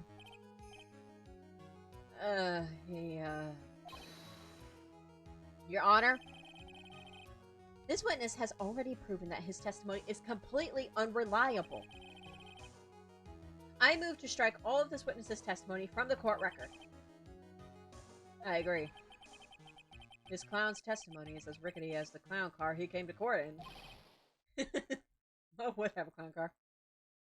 Wait just a second. You guys can't just ignore everything I've said. Fine, fine. I'll tell you the truth this time. You wait a second. I think you've said more than enough for today. That didn't hurt. I'm sick and tired of listening to you anyway. I'll give you the real deal this time, I swear. I don't know why, but I get the feeling that things are gonna get worse before they get better. Mr. Lawrence Curls? Yes? The testimony you've provided up until now has been false. It hasn't been false. I haven't lied. It's just... Just what? It's just I was a bit confused on the bit about the criminal leaving the scene. Especially since Von Karma and her whip told me not to talk about what I really saw.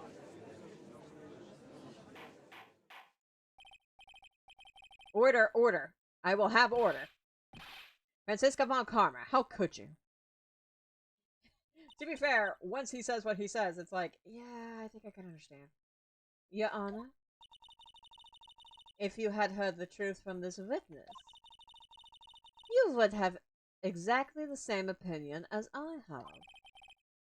What opinion is that? It's not funny. I actually really like that. That's enough out of you. I'm going to listen to what he has to say. Now then, let's hear the truth about what you say you saw, Mr. Curls. You're not gonna believe this, but it's all true, I tell you. Try not to waste our time with your idiotic drivel. The truth, and nothing but the truth. Now it's time for our next segment, Mo Knows. Everything that I've said up until now has been the truth. When I looked out the window, the ringmaster was down and Max was standing above him. He wasn't wearing his white roses, but he was wearing the silk hat. That's when I saw he...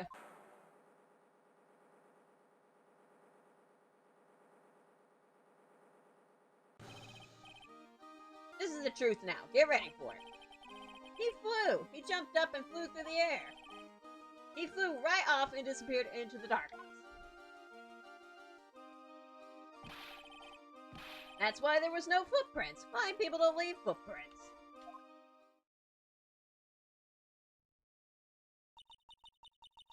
I told you it wasn't funny. Do you believe me now?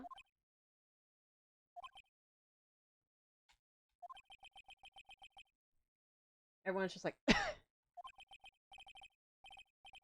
Well, that was, how do you put this into words? Maximilian Galactica is a world-class magician. But to leave the scene of a crime by flying, there's no way that actually happens. You're right. Why is she right? You believe the other witnesses. Why would you believe me? Especially since it's the best part of the story. Huh. To be honest, this is the first time I've heard of a flying criminal. What do you think about this witness's testimony, Mr. Wright? Besides for playing tricks, he's telling the truth. What he just said was so strange, I don't think he would have made it up. Which means that he is telling the truth? That's what I think. Nick, wait! That means that Max actually used magic. Yikes, you're right. Ow! Only a foolish-looking fool could be fooled by such a foolish fool's foolish dream. Don't be ridiculous. Magic does not exist.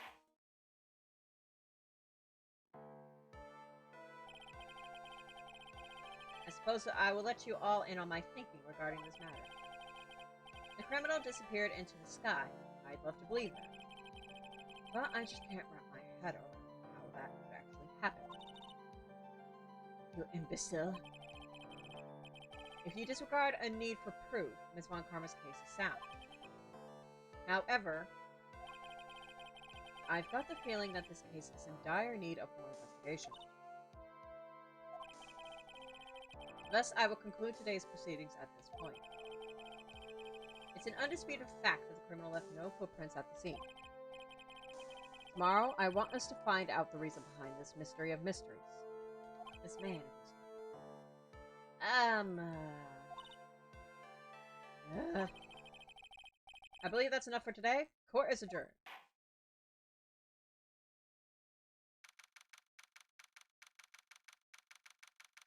Alrighty, District Court, Defendant Lobby number 5. Hey, sweeties, what in the world is going on? That's what I want to know. They say the criminal flew off into the air and disappeared. Max, I can't believe I'm asking this, but you didn't fly that night, did you? I know you didn't mean to ask me such a fabulously stupid question. I can't fly whenever I please. It's not that easy. But it looks so effortless for you on stage. But it's not that simple. It's not actually flying on stage. I use invisible wires and have them hoist me through the air. Wow, you just told me the secret to your magic. No, I broke the first rule. The cardinal rule. The only rule. I'm sorry, Max. They made you break a magician's creed to never reveal the secret to their tricks. Nick, what do we do now? All we can do now is hope we find the flying criminal and court them tomorrow. Great idea! Let's do our best and catch this sucker! I'm about ready to go at it. To be continued? Alrighty, I've been streaming for almost 2 hours now. So we're going to take a quick 10-minute break before we go on to the next investigation portion of this game. I hope you're enjoying the live stream so far, and I'll be seeing you back in 10. See ya.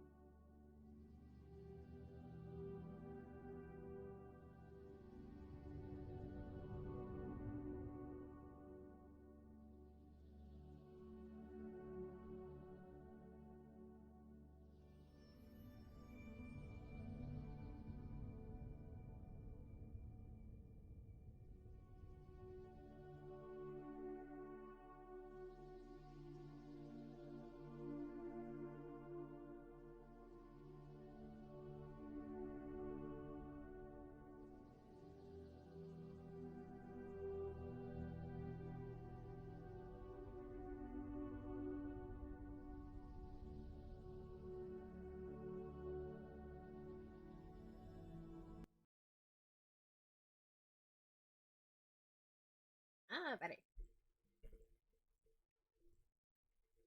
Maybe I should adjust this after. Well, oh, whatever.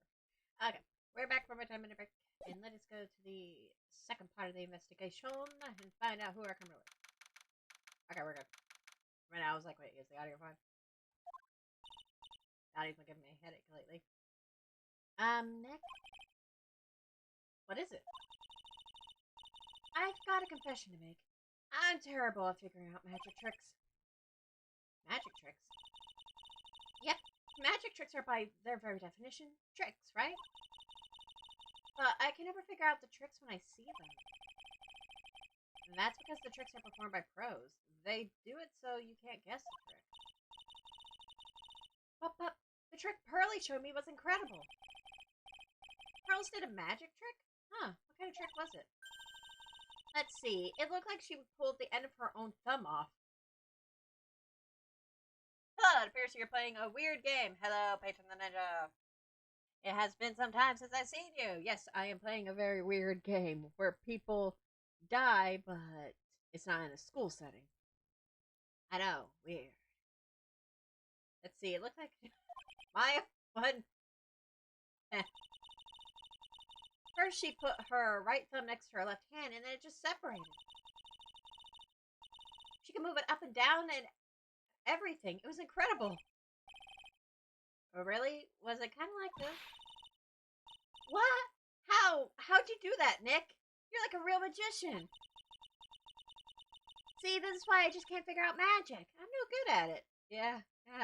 You know, for someone who sees spirits, you kind of get tricked really easy, don't you? Especially hard tricks like flying away from the scene of a murder.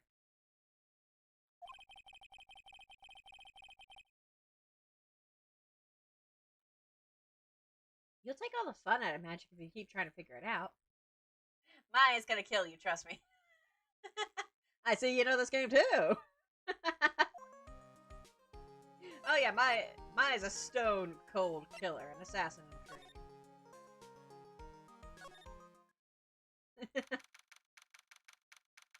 December 29th, very big circus entrance.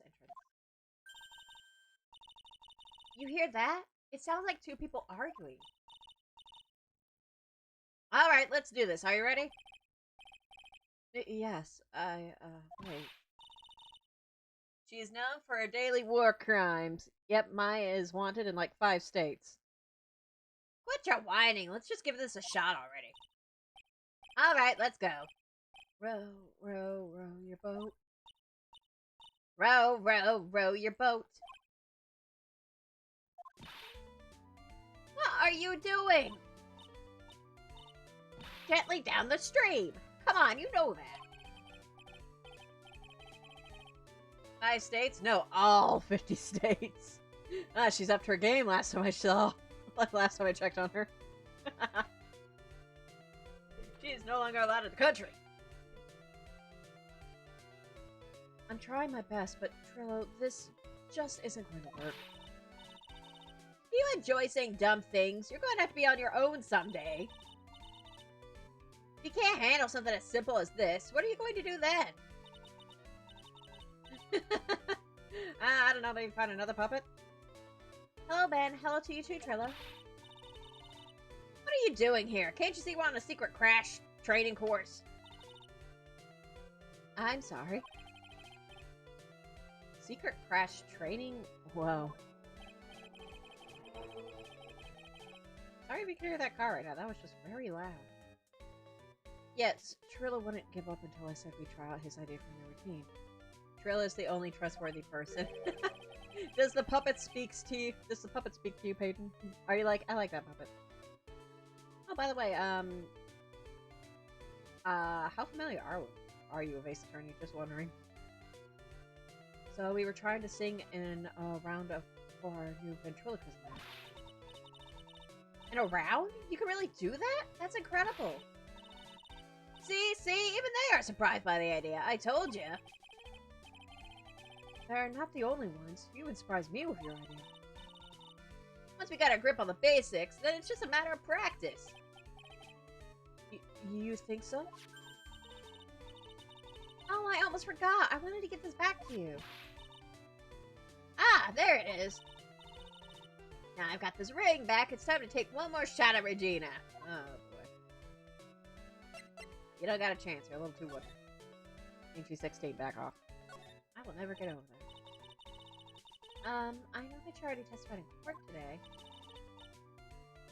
Well, talk about what we saw, right? Pretty familiar with Ace Attorney, but more familiar with Danganronpa. I see. Okay.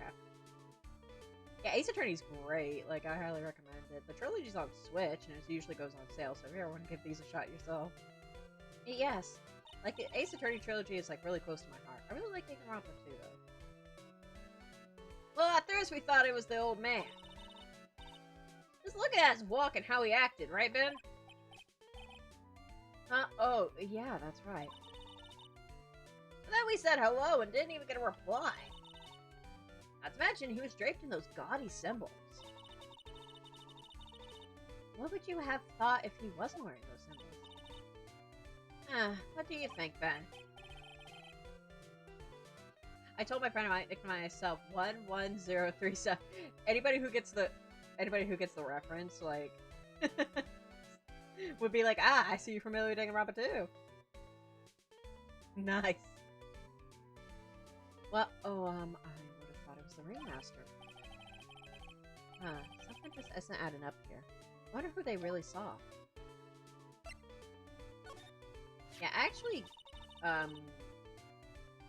when I was, like, in middle school, I actually, like, played through the entire Ace Attorney trilogy. I only saw, like, the first Danganronpa when I was, like, freshman in high school, so I've actually kind of grown up with Ace Attorney. I was hoping I could ask you about Regina. I'm completely serious about her. That's why I'm waiting for her even now. Really? That's so sweet. But if you really wanted to see Regina, shouldn't you check out the tent? Ha! You haven't got a clue about things, do you, sweetheart? Huh? Waiting like this is part of being in love. If you say so. How so? If you had a clue, you would know that waiting is such sweet, wonderful torture. Ah, so you're a masochist. That doesn't surprise me. When your body aches for your partner's love, that's one of the best parts. Yeah, I knew that. Poor Maya. She's so red she looks like a vine-ripe tomato. No. Don't worry, Maya. You'll experience love at some point. Even if it's just the love of a good hamburger. So, how's this new routine working out? Will you two just take a chill pill already? Our routine's a secret. We're going to take the ventriloquism world by storm. It'll be a real revolution. Ah! Will there be beheadings and killings? Because it isn't a revolution without a beheading. That sounds incredible! But let me make one thing clear. We're not going to take on the world just because that jerk said we should. That jerk? Max Galactica. Performers should aim for the world. Who does he think he is? I know, he lit a fire under your ass, that's for sure. Trillo, you seem to be really fired up about all this. He needs to realize that he isn't the only one who can conquer the world stage.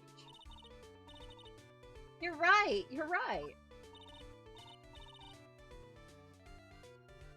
My friend's nickname is Pope Lover 69. Tell him I said that's a great username. Especially if you have Kamida as like the profile pic. Ah. Totally. That's totally true. Oh, 69. Heck yeah. Sorry. I'm like 5 when it comes to 69. I'm like, 69. Nice. Mark my words. I, Triloquist, will win the Grand Prix. You're the man now, doll. I being absolutely supportive. Row, row, row. Your boat will be the key to a glorious victory. Not to rain on your parade, but wouldn't a more mature song be best? Hey, you gotta start somewhere, right? I mean, to be fair. Don't screw this up. You gotta be a part of this, too. I don't think we have anything to show him. Exactly. At least not for now. We can walk around and see if anything triggers. Oop, not there. Let us go. To where the ringmaster died. Lodging house, plaza. Oh, it's you two. Hey, Gummy, what's up? You look like you just got hit by a truck. Shouldn't you get some rest? I'm taking a rest right now, pal. I've been listening to some crazy clown's life story. Oh, by the way, Peyton the Ninja, if you're still there, how'd you get into Danganronpa, by the way? If you don't mind me asking. Like, how'd you discover it? For me, it was like seeing a playthrough on YouTube. So my karma told me to come down here and do this for her. Yeah, I figured as much. Let me tell you something, pal. Listening to that old clown sucks all your energy. Every time he's done talking, he looks at you like you should be doing something. I think he's waiting for you to laugh at his jokes. I know that, pal. You have any idea how much your face hurts if you fake laughing that much? Francisca really set you up bad this time, didn't she? My friend told me about it. Now. Told me about it now. Him and I only talk about it now. Oh. I see. Danganronpa both helped and harmed your friendship, didn't it? I see how it is. I'm kidding on that. Oh, that's pretty cool. Yeah, I just kind of got into it myself, and I've gotten, like, some of my other friends into it, like my sister and my friend Sam. We play with it. We play Danganronpa together. Francisca really set you up bad this time, didn't she? If you ask me, she should be listening to Mo herself. No way, pal! You're not gonna get me to bite back a woman with a whip. No way! To be fair, yeah. Why are you defending her? Prosecutors Von Karma's always got her eyes on us. And every time you definitely don't want her to show up, poof, there she is. Don't show up, don't show up, don't show up, don't show up, don't show up. Looks like she's wound him up pretty tight. She's directly above us as we speak. She's God? Huh? How's that possible? According to the clown culprit, the culprit jumped from here and disappeared into the sky. If that's what happened, it means the killer passed right by this window, pal. Oh, I see. Who lives in that room behind that window up there? The acrobat's got his room up on the 3rd floor, it seems. Pretty soon, Miss Von Karma's gonna start her investigation up there. So don't get any ideas of going up to the acrobat's room. Got it, pal? Ah, we're getting ideas. Francisca Von Karma. When she's done with her investigation, I think I'll go up there and check it out. Am I just shiver? When she thought about Von Karma? Nice. Lodging house. Mo's not here. If he was here, you would have been able to tell even before he stepped into his room. I'm sure you would have heard him laughing away. Ha ha ha ha ha ha. What do you think he's laughing at when he's all by himself? I always thought he was just thinking up new jokes. Must really love his work. I mean, if all these costumes or anything to go by. So bad whenever you really like something, but you just don't got the talent to pull it off. Hajime would know all about that. Don't you, Hajime? Being so mean, dude. Alrighty, picked up. I didn't say hi to Charlie. Maybe I'll go back to the Ranko offices at some point. Very big circus. Picked up. Huh? Where's Regina? I don't know. But if she's with that tiger, I don't want to find out. Let's hurry up and get out of here. Heck, you're kind of a chicken, aren't you? No, I'm just, allergic to wild tigers. We just usually just meme with Danganronpa. Sometimes we roleplay as the meme. My favorite being me being, Great Fandra Koichi being interviewed by Paul Monokuma. I don't know Danganronpa 3 yet because I haven't played it, but that sounds pretty cool. I'm glad you guys can get really into a series like that and connect like that. Unfortunately, when it comes to like series that I really enjoy, I usually don't have a ton of people to talk to about it outside of like fandoms and stuff like that. I can get other people into it, but when it comes to like examining stories and talking about characters, I don't always have somebody I can really talk to about that kind of stuff. I'm one of those I'm one of those people that really likes to examine stories and figure out how they work, and that always doesn't translate to a lot of people. Like I could honestly talk about Danganronpa a lot in the story, particularly the second one, since I'm really familiar with that one. I'm just allergic to wild tigers. Wait until the third game, Phoenix.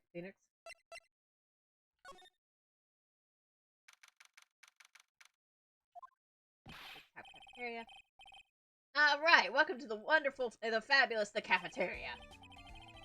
Yikes, he's in an awfully good mood. Alright, you know what time it is? Riddle time. Why does everyone cry when they eat Mexican pizza?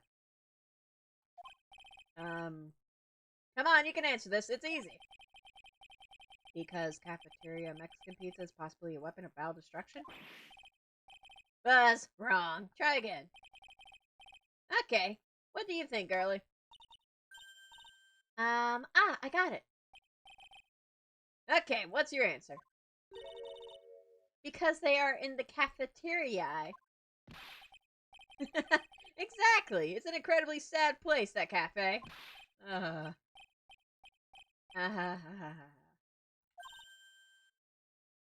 You have to really like bad puns to like his character. I did it! What's going on? It's being too nice. Also, I like how I'm playing a Phoenix Wright Ace Attorney game, and I still managed to talk about Danganronpa. This is my life now. This is my legacy. Today's been a really crazy day, hasn't it? You're telling me. I didn't think it was going to be so tough. Tough? Playing a weird roleplay Roblox, I learned about another meme being that vegan Gundam. You know, Gundam being vegan or vegetarian makes a lot of sense, actually. And I didn't really think about that. I don't think he mentions it, but it's like, yeah, that would make a lot of sense. Also, I'm not familiar with that. You gotta start sending me Danganronpa memes through Twitter, Hayden, since you seem to have, like, all the connections there. Yeah, it was a tough crowd. That's what you call a coward that refuses... That's what you call a coward that refuses to laugh. For instance, it was such a tough crowd this morning, I had to smash watermelons. Huh? I told them all a great story and even greater jokes, but no one busted out laughing.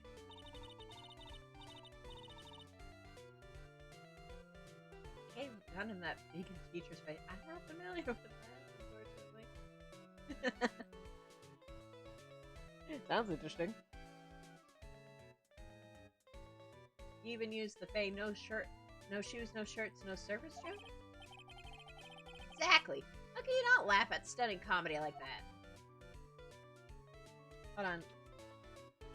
I'll post it on my Twitter. Okay, I got my phone, so I will see it as soon as you post it. Let me know when you post it. So that way I can laugh with you. Are you 100% sure about your testimony today? I actually really like memes. Like, if you got any, like, great Danganronpa memes, be sure to send them to me, because I will...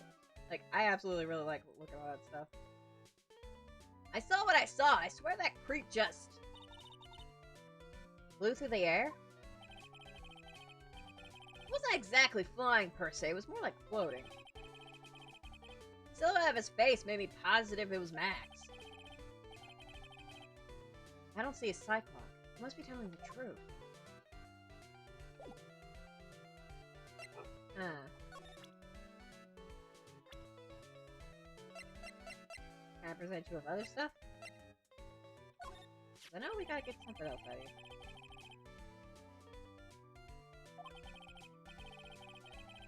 Yeah, we already... Okay.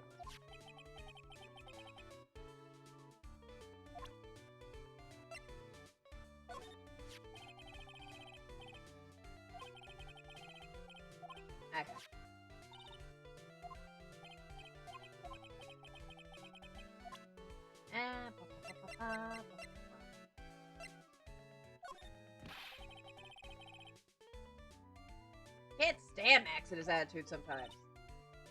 I know. But lately... Huh? There you go. It's just... Lately I've started to understand what he's always going on about. What is it then? Well, not sure if I can explain it all that well just yet. Just when you think it's impossible, Mo flashes a glimpse of maturity. I can see why some people like it. Tweeted it. It also has some other data on the side. Okay, sweet. Let me.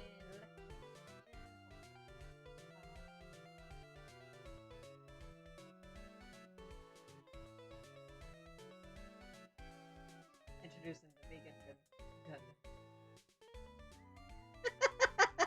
What the hell? Vegan teacher gun. Bagel naughty tip. Oh, Buttermondo, how dare you? How dare you? Ah, that's funny. He's falling on. Not eggy.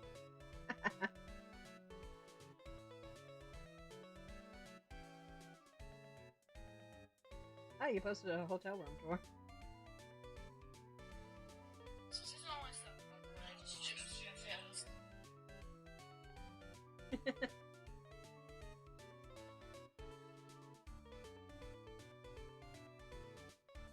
Nice.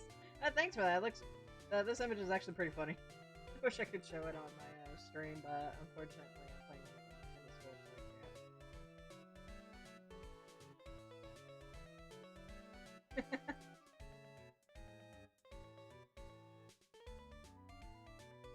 So I was in a hotel for a week and was showing off the mess. Yeah, I saw that. You take a vacation or something? Present.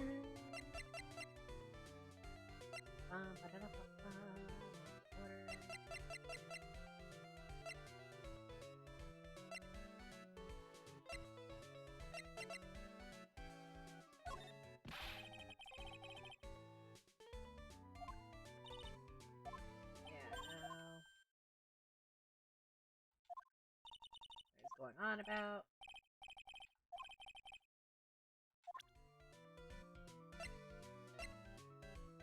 Yada yada yada. Yada yada yada. Now we gotta get him to say something. Probably not yet. Probably not yet since we don't. Yeah. Oh well. Let's move along and see if we trigger anything else. Move along.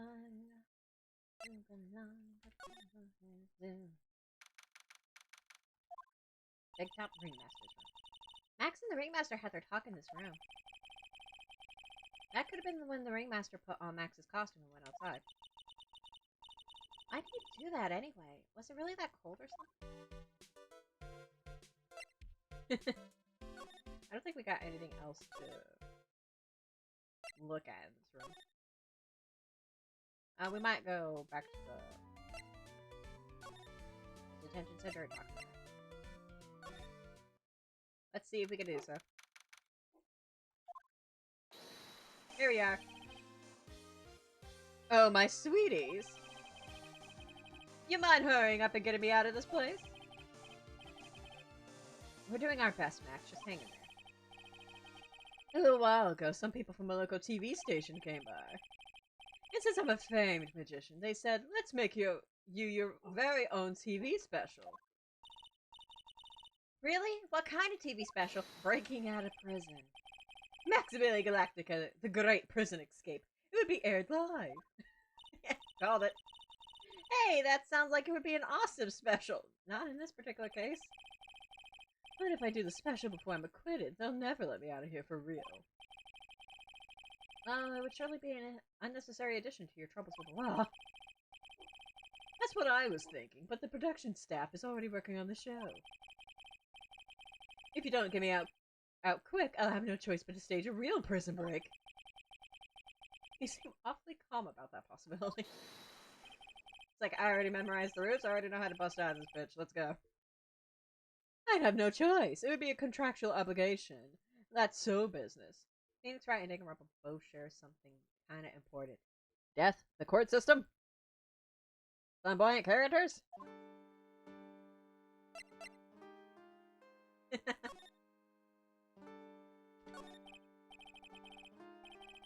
The night of the crime, you didn't happen to fly off into the sky, did you? Here's how everything went down, sweetie. Hopefully that third case is kind of yeah, it's the third case syndrome, apparently. And Phoenix Wright, it kind of makes sense why the third cases are kind of on the lower end, because they're kind of meant to be filler cases. Danganronpa is hit or miss with their third cases. I don't mind Danganronpa's 2 third case quite as much. I agree, like, it could have potentially been better, but I don't think it's that bad. I'll have to play through again the third case of the first game. And of course I haven't played the third one, so I don't know how good that one is. Yeah, I don't know what it is about, like, third cases that, like, gets people, you know? Here's how everything went down, sweetie. At the time of the murder, I was sitting in the ringmaster's room. Not to mention, flying off into the sky is not just something that I can do at will. I don't care what the stoogey clown says, it wasn't me. Max, do you mind teaching me the trick behind flying? You just get some wires and hoist your ass up in the air. It's pretty simple. You'll have to forgive me, sweetie.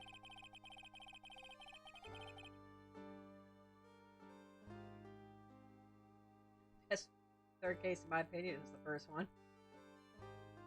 Let me see. Oh wait, I think I actually do remember the third case.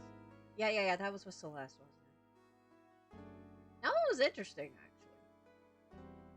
That one was actually pretty interesting, and Celeste was actually really smart during that case, so I actually don't mind that one either. I understand, like, everyone thinking, like, Yasuhiro being the murderer was a bit, like, really? But, like, Yasuhiro would not be able to pull that off. The difference between me and the cheap imitation magician is that I keep my mouth shut. I don't teach people tricks, but I will say this much, it's much harder than you think. Yeah, about today's trial. I was thinking about this in court today. I've got a favor to ask you. Anything for you, sweetie. Give me $1 million. Be friends with the other performers in the circus. Fabulous, a great joke. Why would I be friends with a bunch of hacks like that? But I've won on the world stage. I've won the International Grand Prix. International Grand Prix? Performers should always look to perform on the world stage. Performers. Always like, I love that. But the performers at the circus are completely and utterly devoid of ambition. That is something that I can simply not tolerate. Ambition, huh? Something about what Max just said rings true to my ears. About the Grand Prix?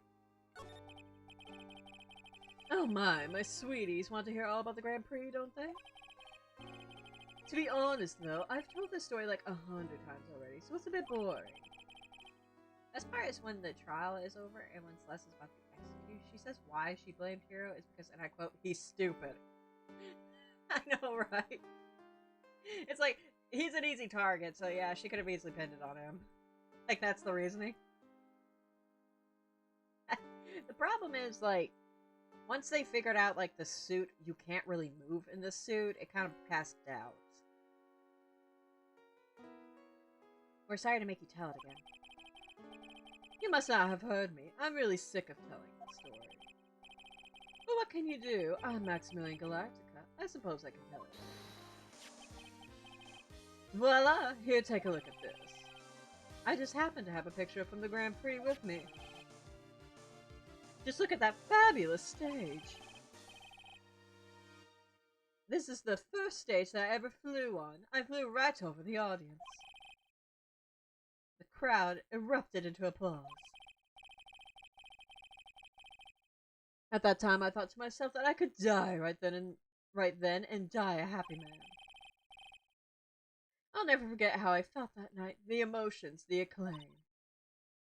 Also, with the third case, getting Hifumi to help with the third case by basically like telling him like, your anime girl is being held captive, like help me out to get her. Is also kind of funny with that third case. Wow. By the way, I think everyone who is a performer should get to experience that feeling. I just wish I could explain that to the other people in the circus. That's incredible, Max. I want a trophy too. Hey Nick, how about you buy me a trophy?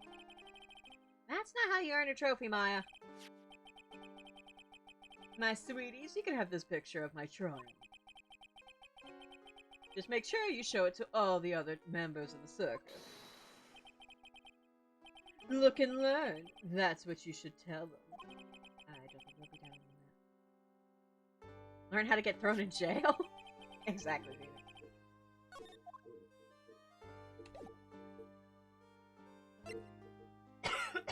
But this picture does bring up a point that we need to ask him about, and that's about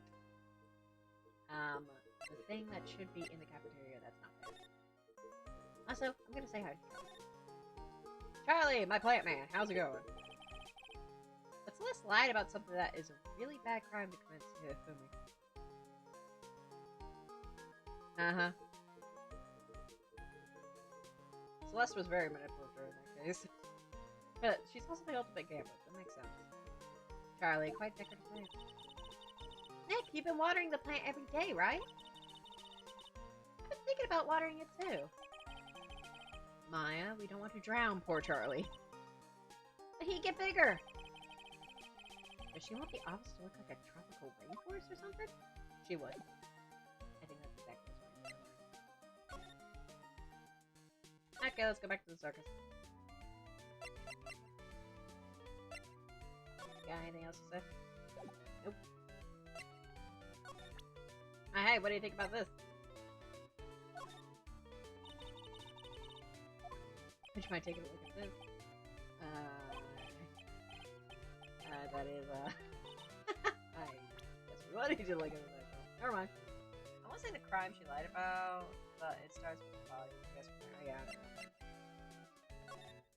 Oh yeah, about that thing. That was just to get... Yeah, that was just, again, just to get her fully on her side. It was rather weird. I will admit that.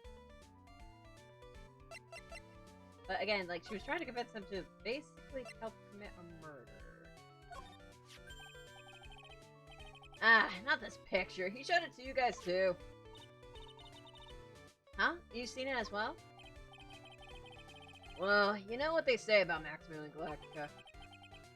He really gets around! Ah, the man sleeps with people. Oh yeah! You didn't just show me the picture. What do you mean? You showed me his bust too. Let me tell you, that thing is enormous. Ah, talk about bust now. To be honest, choosing here if we follow people is really dumb. It makes sense though. I mean, he was really easy to manipulate. And especially with the AI that she stole. So it does make sense that she chose him. It's in the picture, I think. You make us worship it every day. You made us bow to his greatness. Hero would be easy to manipulate as well, if not easier. Yeah, maybe, but he's also very easygoing, so I imagine trying to convince him to murder might actually be harder. Hifumi, though, you had a trump card, which was the AI. And he gets really bent out of shape whenever anybody mentions like Da Vinci and stuff like that. So I think he was the right choice to manipulate. Everyone else, like everyone else, would have been a lot harder. He's got a big bust. She could have killed Hero, and it would have ended there. Yeah, but again, it's also the fact that it's because like Hifumi, I think, was already mad at Kiyotaka, so that's why it played out that way. Because Kiyotaka was already interested in AI too, and I think they had a fight over it too. Hero would have been easy, but again, choosing him to take the fall made sense too. What am I hearing more about Max's bus? Not that I'm into that sort of thing. Not that I'm into that. What? Like another man's chest phoenix? Don't lie. Max's bus should be on that small table over there. There's nothing over there. Really? Oh yeah. When was it? I'd say about 5 days ago, all of a sudden. The bus disappeared. It disappeared? If you want to see it, there's a photo on the bulletin board over there. Max just had to put the picture up. Huh. Hey, this thing is really cool. Nick, I want someone to make a bust of me. Sure, as long as I'm not paying for it. Phoenix already catching on. Aw. Max G bus headed to Fort Worth. Is there anything else that's changed about this place? Nope, nothing's changed that I can see. I wonder if he's actually thinking about this, or if he is setting up a bad joke. Nope, I'm drawing a blank here. Ah, here's the joke. Quiet Mo is a good Mo in my book. I guess there really isn't any other things that have changed. Well, there is this one teeny tiny thing that does seem different. Tell us!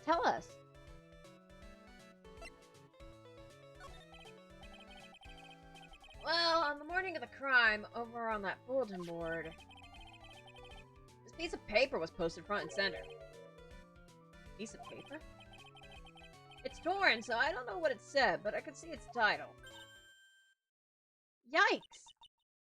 It says, to the murderer. But murderer? Yeah, that's what it says, but the rest of it has been torn off, ripped off.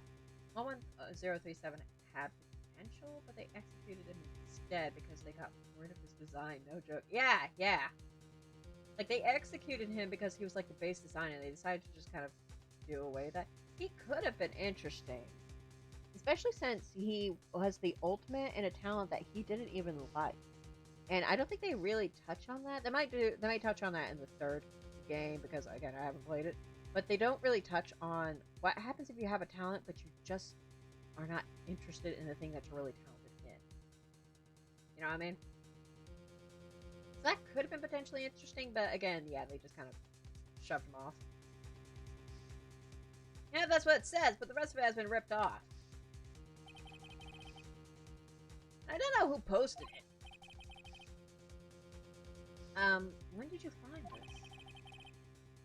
The morning before the murder. Before the murder? Yeah, the ringmaster was killed the night after this paper was discovered. They could have worked with him and make him grow and maybe kill him off later if they really wanted him dead. Yeah, they could have. But again, I guess it's just made him an easy target too. Like, they set him up to be easy, and so they killed him off afterwards. Who in the world posted this thing? If you could have chosen a different first victim, though, who would you choose? Like, who would die first in this game? No added court record. Nick, I think we better follow up on this important lead. Okay, I think we can ask Max about it.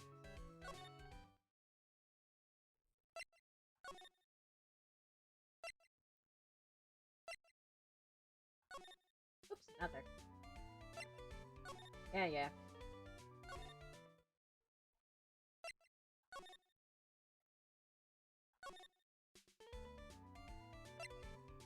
So apparently in the manga, when it comes to Leon and Sayaka, they apparently had like a little extra flushing out between them two. A different first victim would be Hiro, and the person killing him probably Sayaka, sticking with her character. Yeah, I think Sayaka dying was a decent twist. If only just because, like, you spend the time having us spend time with her. She seems like a really nice girl, and she is for all intents and purposes. So killing her off made sense. Because of how it affects Makoto.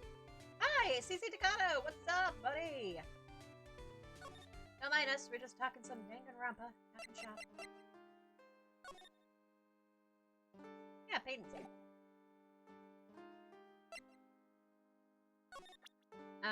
Hiro being a first victim, though. I don't know. Maybe that's a little too obvious. I don't know. Then again, like, he wouldn't be a bad one either.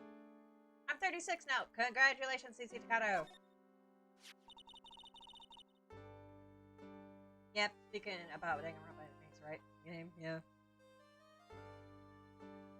You know anything about this note? Morning of the murder, it was posted on the wall of the cafeteria.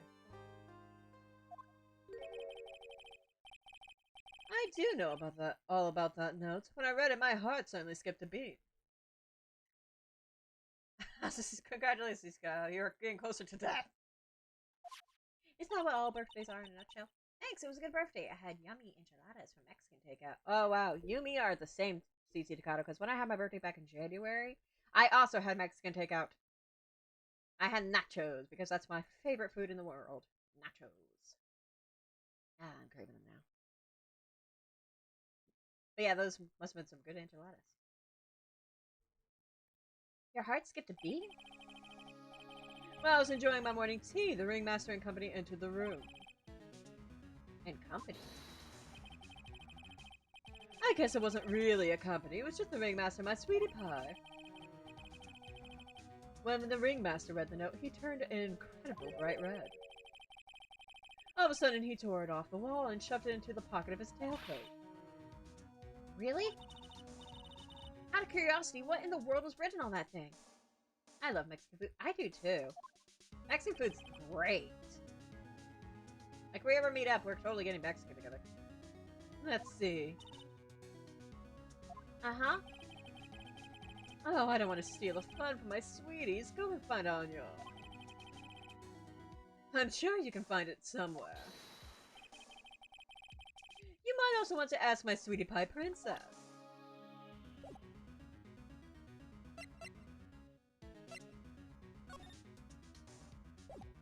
Alrighty, we're going back to the circus.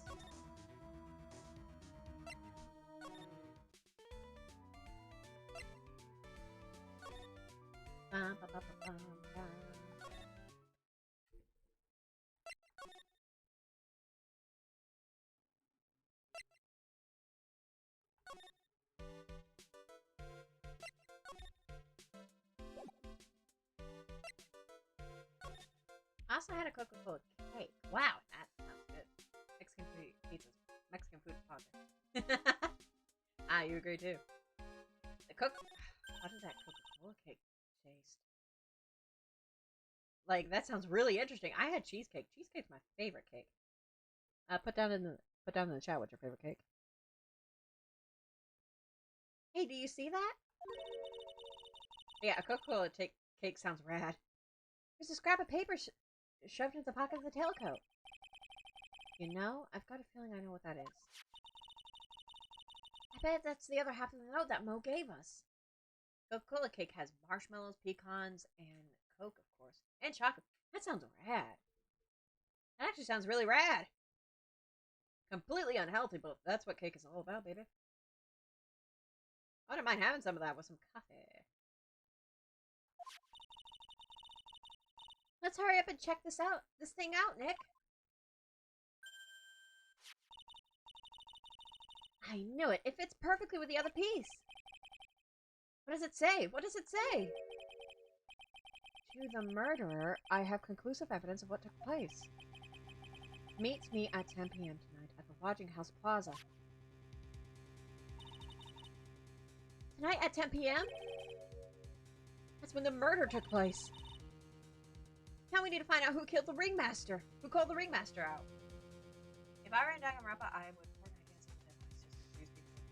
I'm the killer or not. Oh, don't you dare, Peyton. My grandma used to fix it for me when she was still around. My dad made it for her. That's sweet.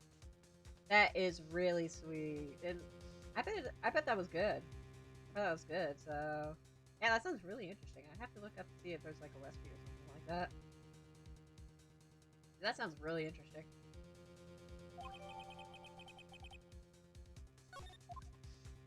Tamper with the evidence like Baki does, what I say. You're gonna die, Paige. You would die in Danganronpa, you know that? Have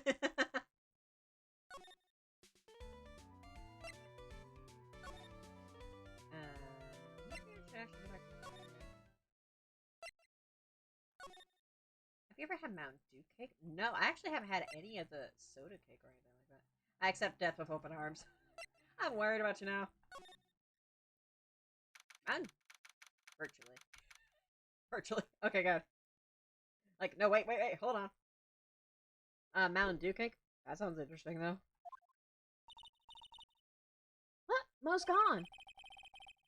There's a message on the bulletin board. I'm hungry, so I'm off to get some hamburgers. Love, Mo. Hamburger? Just thinking about it is making me hungry. All of a sudden, I need a burger bad. All of a sudden, I need a new partner. Bad. Oh, Phoenix.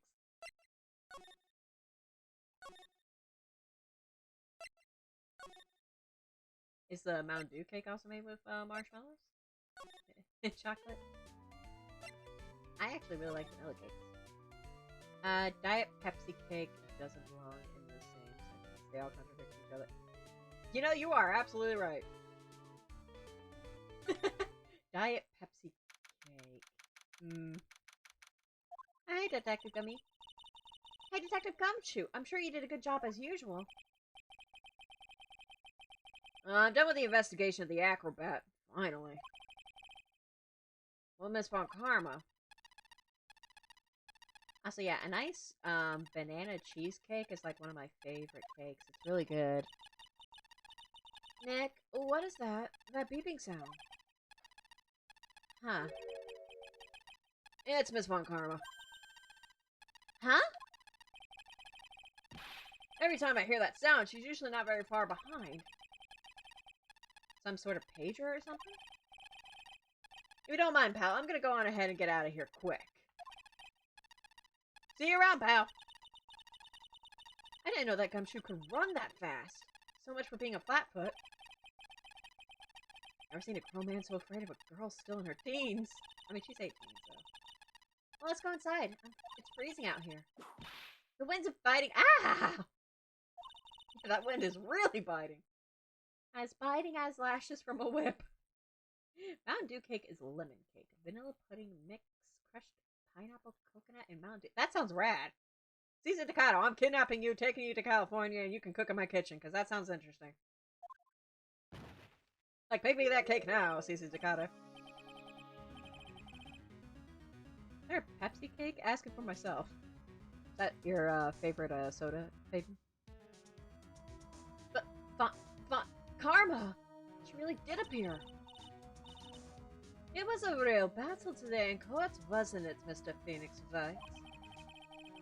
Did you have to jump out and scare us like that? What can I do for you? Tomorrow will be the day. The day my dream finally comes true. You mean the story of my defeat at your hands making the national news?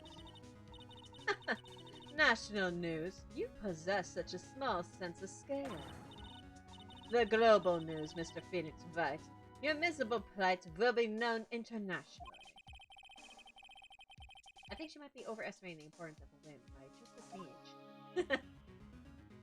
Aim high!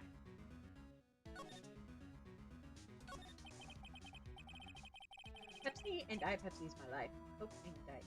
It looks like there is Pepsi cake, but I think it's the same recipe as Coke cake, but just a different drink. Okay. So, there you go, babe. You can make yourself a Pepsi cake. I mean, Pepsi and Coke are not that different from each other, so that doesn't surprise me. I wouldn't mind a Dr. Pepper cake myself. Dr. Pepper's my drink of choice. You can also use root beer with it. Root beer sounds good. Root beer cream soda would be nice too. But I've never tried it. Okay. All of us just making cakes together, like... like absolute fiends. Miss Von Karma, it appears you got your hands onto something bad. Onto something big again. Big, huh? On something bad. Why did I say that? Huh, I'm amazed you picked up on that much. Anyone could. You couldn't hide that look of victory with 10 paper bags on your head. Welcome to Soda Cake Cast. Okay, today we are going to look into this mythical Fanta cake. Let's see what we can make with Fanta. I've got conclusive evidence and a conclusive witness. Need any more hints? A conclusive witness? Well, you must mean the acrobat, right? I'm putting it in the summons for him to be called as a witness as we speak.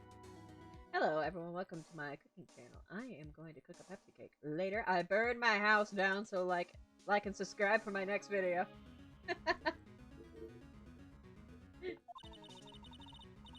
Like, sometimes, like, there are videos of, like, people cooking, and you might as well burn your damn house down, considering what you make. I've seen cooking videos that are just like, woman, why? Why? Why? Why are you doing this? It's the final nail in your coffin, Mr. Phoenix White. Yeah, I get it already. You want to beat and destroy me. I can't worry about her. I've got to try and find out more information myself. And about this revenge. Why do you keep giving Nick the evil eye? It doesn't matter if you prove the defendant guilty tomorrow. Nothing will be able to bring your dad back.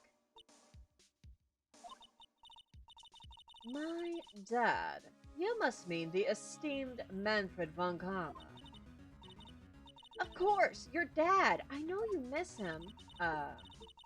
Maybe? Enough out of you. One more word and you'll get a mouthful of lip. Now, when did I ever bring up Papa's name in this? Or any other conversation? Huh? Then what's this revenge thing you're talking about? You wouldn't understand, Mr. Phoenix White. I have to see him again. One more time. Him? I'm sure you know to whom I refer. Miles Edgeworth. What? Edgeworth? Mr. Edgeworth? Miles Edgeworth? Ah, this is about your brother? Miles Edgeworth. Why would you even bring him up? You haven't forgotten, have you? Do you know who was it that trained the gifted prosecutor Miles Edgeworth? The next video will be about King Celeste just learned to time travel and bring her to the 1400s and claim she's a witch. Her fire truck was completely nice. Where would you get the fire truck, babe? We're in the 1400s, my friend. You know... I already said that. Manfred von Karma? Exactly right. It was my papa. That means that Edgeworth was... right again. I would bring the fire truck. That's alright. That's all hit her. Miles was like a little brother to me. Huh? A little brother? But Edgeworth and Nick are the same age. She still has big sis energy, that's why. Edgeworth. Ah, look at that beautiful physique. Man who inspired me to become an attorney, and who had a rockin' chest. I fought against him in a few cases.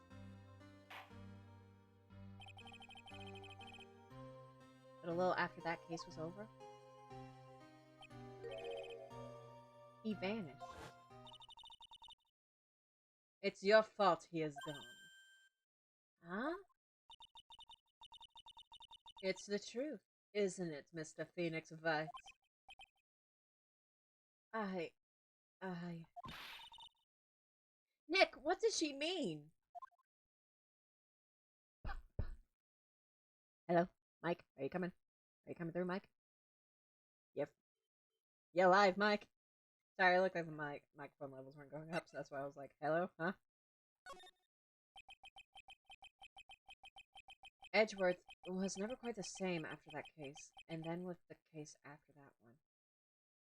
Wait, Edgeworth died? Yeah. Edgeworth gone, buddy. He never set foot into court again. And then one day, he just vanished.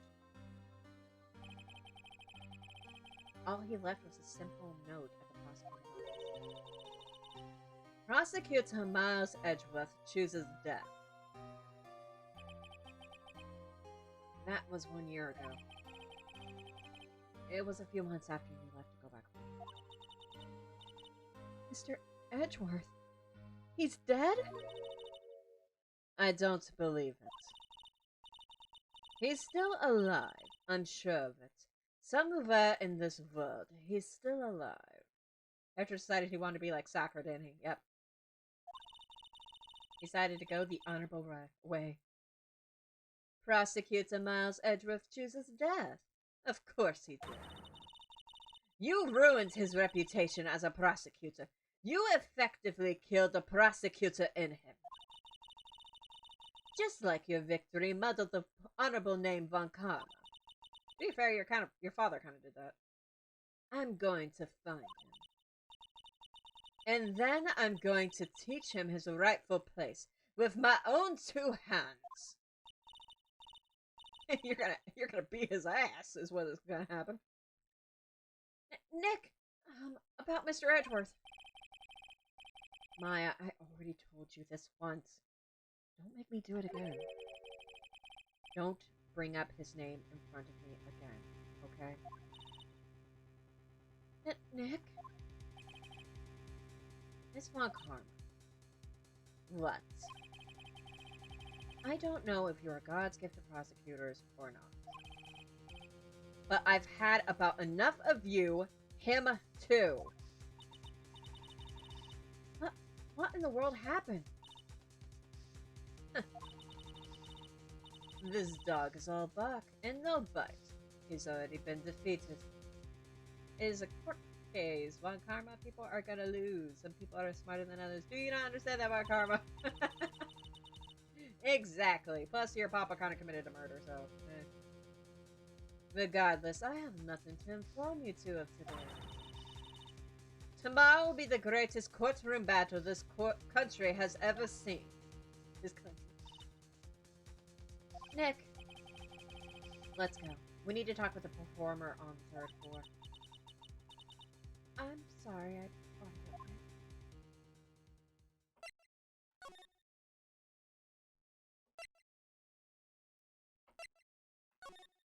Now let's see if he's in here. Hey, what's up? Lodging house, 3rd floor, Acro's room. You must be Phoenix Wright. Yes. Pleased to meet you. I'm Ken Dingle. Dingling. I forgot that's what his actual name is. I'm Ken Dingling. Is Maya still being accused of murdering people in this game? Yeah. That doesn't let up for a bit. What's up, Mr. Dingling? But here at the circus, everyone just calls me Acro. I wonder why! That must have been a fun name for the playground. Mr. Acro. How do you know my name? The detective told me. He said you'd definitely show up here. Acro, you remember this circus as well? That's right. I mainly perform on the tightrope, or the flying trapeze. Mr. Mr. Dingley. I know, right? His parents hated him to name him that. I mean, the last name they had no control over, but yeah. Ding-a-ling-a-ling. It's like the wife looked at the man and said, "Yes, I will take your last name, Dingaling." But nowadays, all I perform in is my wheelchair. It's like when I had a classmate whose last name was Balls. And it's like, you know nobody's gonna be mature about that. I should have named him Long Dingaling. I would have died.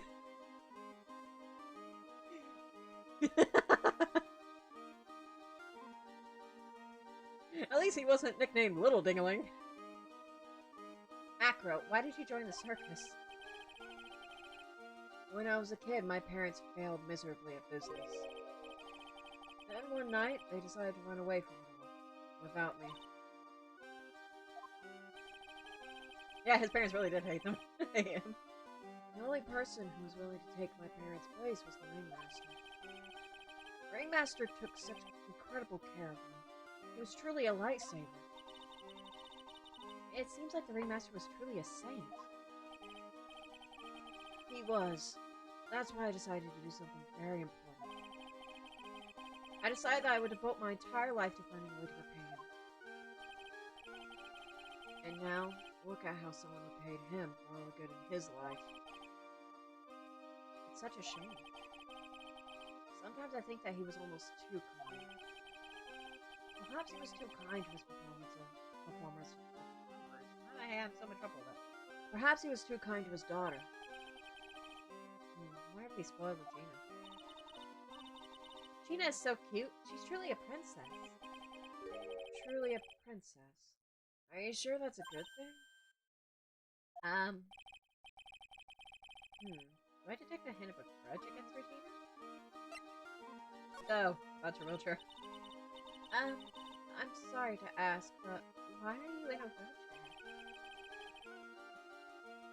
The nerves in my legs were badly damaged. Dingaling's parents always wanted to name him Long, but it was against the law. Can you imagine them? It's like the doctor being like, no, you can't do that.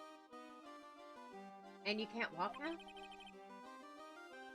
I can't even stand now. And since I live on the 3rd floor, I can't even leave this building by myself. Because everyone's was small. Yes, that's the reason. That's awful. The accident happened during an acrobatic session, right? Here we go.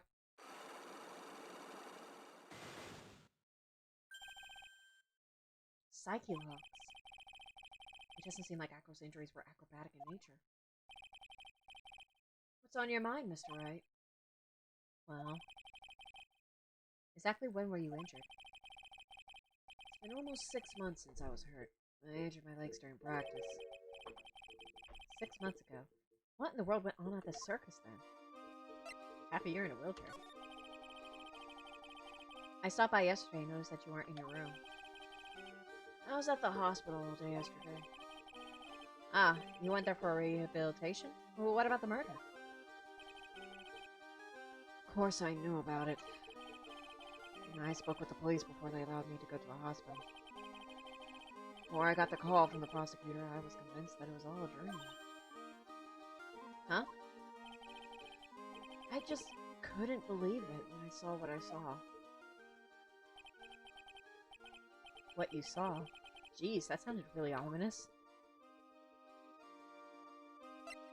What exactly did you witness? What did you see, Acro? That night, I was in bed sleeping when I heard a huge sound coming from below my window. I see. The scene of the crime was right below your window. That's when I looked out the window. What did you see?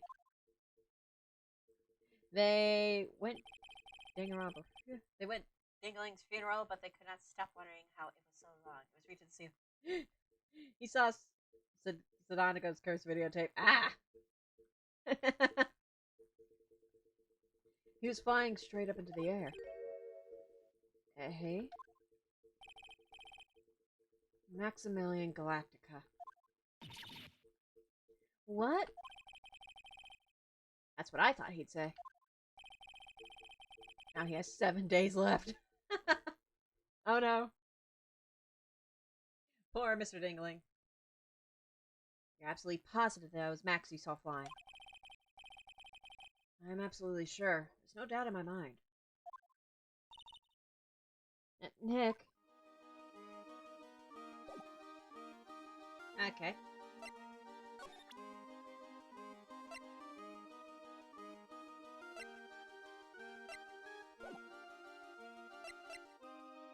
Oh, we got all that we can out of him. He saw a dingling bigger than his own and broke your legs.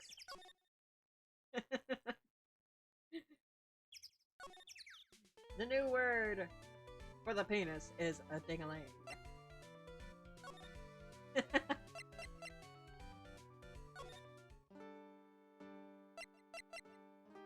Anytime we need to talk about somebody's dingling, we just mention the dingling. Oh, what about this? You like my size too?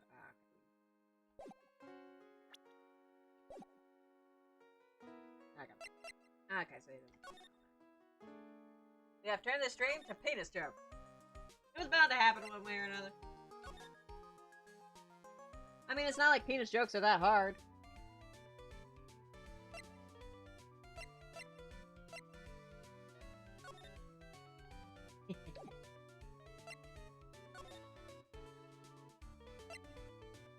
I cracked myself up.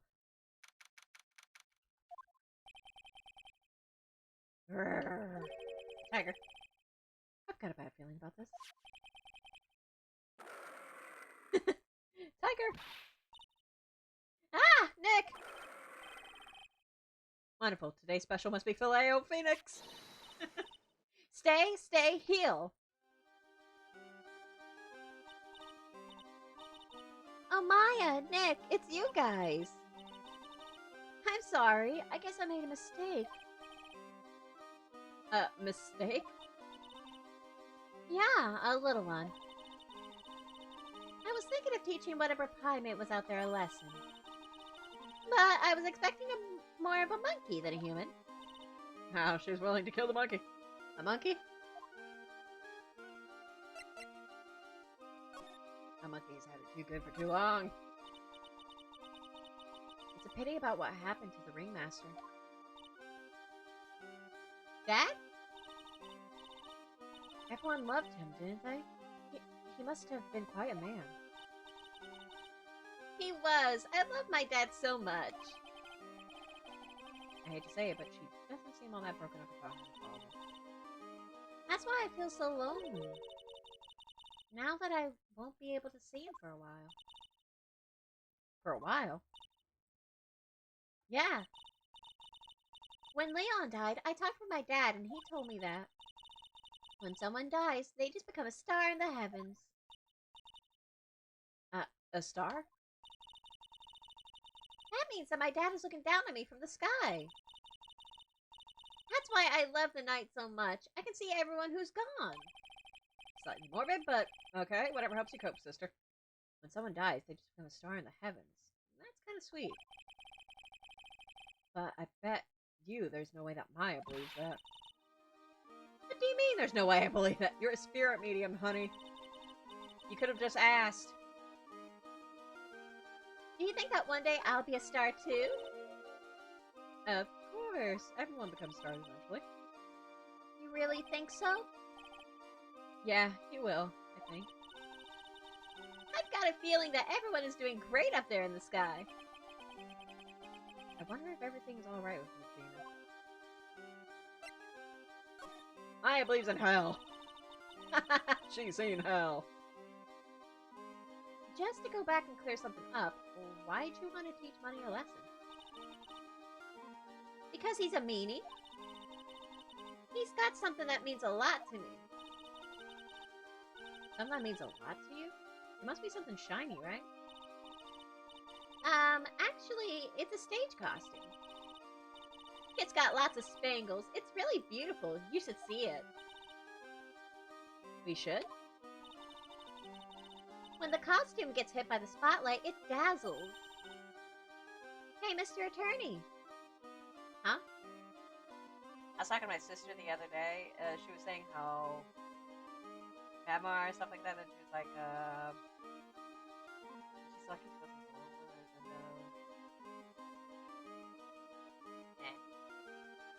and Huh? If you saw that monkey, you'd get my costume back for me, wouldn't you? It's really important to me. gladly, but of course, I'll get it for you. There is no option. Leave it all up to us. Guess there's no turning down that request. Yay, you're really gonna do it? Regina, about this threatening note that you happen to see?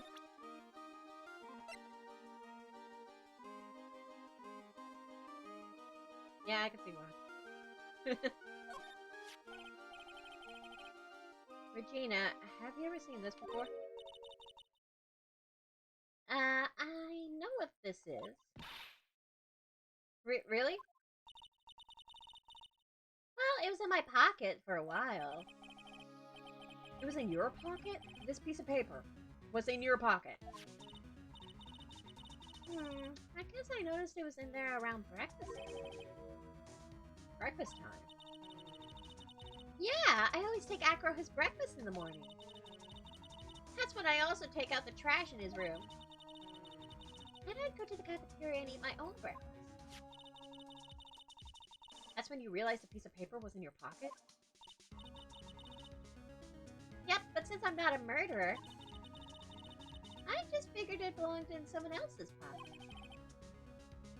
And then I wondered if the person who lost it was in trouble, so...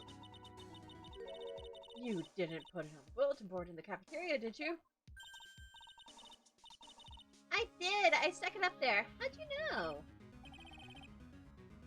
So it was Regina who put it up there. When did this happen? The morning of the murder, I think. That explains a lot. I wonder who wrote this.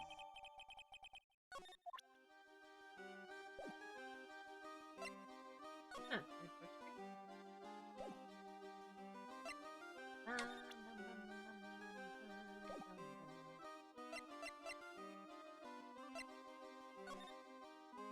Okay, we have to go find money and get the stage costume back.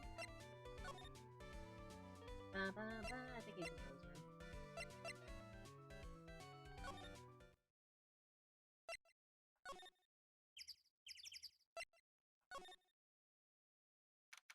There we go.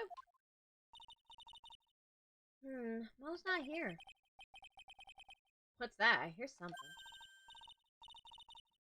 So stop it, Nick. You're scaring me. It's that dirty ape. Nick, it's money. I wish it was money. I could use some money right now. Not like he's holding something. That's it. That's the thing that means a lot to Regina, remember? Alright, time to take on this monkey attorney style. Give it back, monkey brain. Stay! Ooh, ooh. Stack like monkey.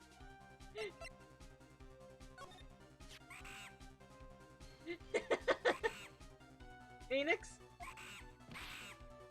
Wah! Yikes! Wah! I tried to have a monkey-to-monkey talk with him. I really did. Seeing this, part in the anime is really wild. Nick, you... I swiped it while Money was distracted. Phoenix, are you a monkey disguise? He's a very intelligent ape. Wow, you're really on the ball today, Nick. Let me see it. Let me see it. Huh? You can see it fine from where you are. You know what I mean. I really want to try it on. Regina's costume. Maybe then they'll take you in at the circus and I can get some peace and quiet. Ah, come on, Phoenix. You know you like Maya. All humans are very intelligent apes. From a certain point of view, yes. What's the matter now? It doesn't fit me at all. Oh well, guess it's time for you to lay off the burgers. Not to mention, it doesn't look like something any girl I know would actually wear. Alrighty, we got it. Now we can go back to Regina.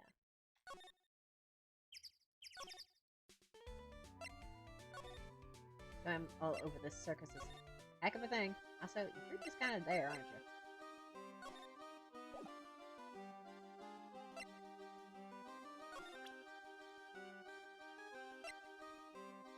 Okay.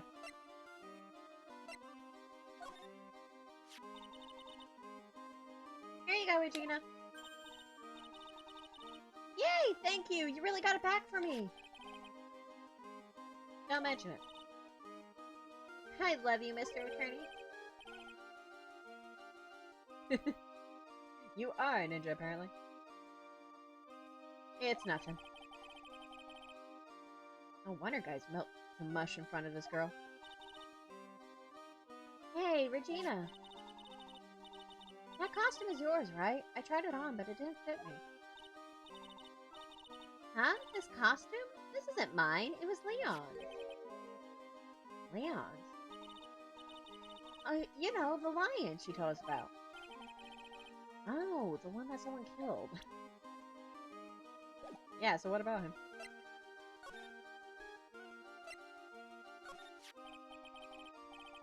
Leon, he was killed, wasn't he? That's right, my dad killed him. Why? Because that is the call of the wild, baby. Well, Leon did something really bad during practice. During practice? Leon was sitting down, and then he opened his mouth. You know, yeah. Uh-huh. Usually when he did that, I would put my head into his mouth. Wait, you put your head into a lion's mouth? I sure did. The people in the crowd always loved to see me do that. They'd always start screaming. You sure they were screaming because they loved seeing you do that? Anyways, what was the bad thing? Oh yeah, Leon bit someone during that practice. But Regina? Everything was alright though, right? No, it wasn't alright. That was the problem. My dad was incredibly angry. My friend made me a fan-made Danganronpa execution. It looks really good. Oh, that's cool. That's really cool. It's really cool whenever I see like fan-made executions for like people's things. Some of them get really creative. She's not traumatized by this at all. No, not at all. She takes things way too easy. And that's when Leon... Yeah, that's when he became a star in the sky. That's a more of a way of putting that. I share it on Twitter. Oh, cool. Yeah, that'd be really interesting. Is it on like YouTube? Or thing? Or is it just kind of like a personal thing?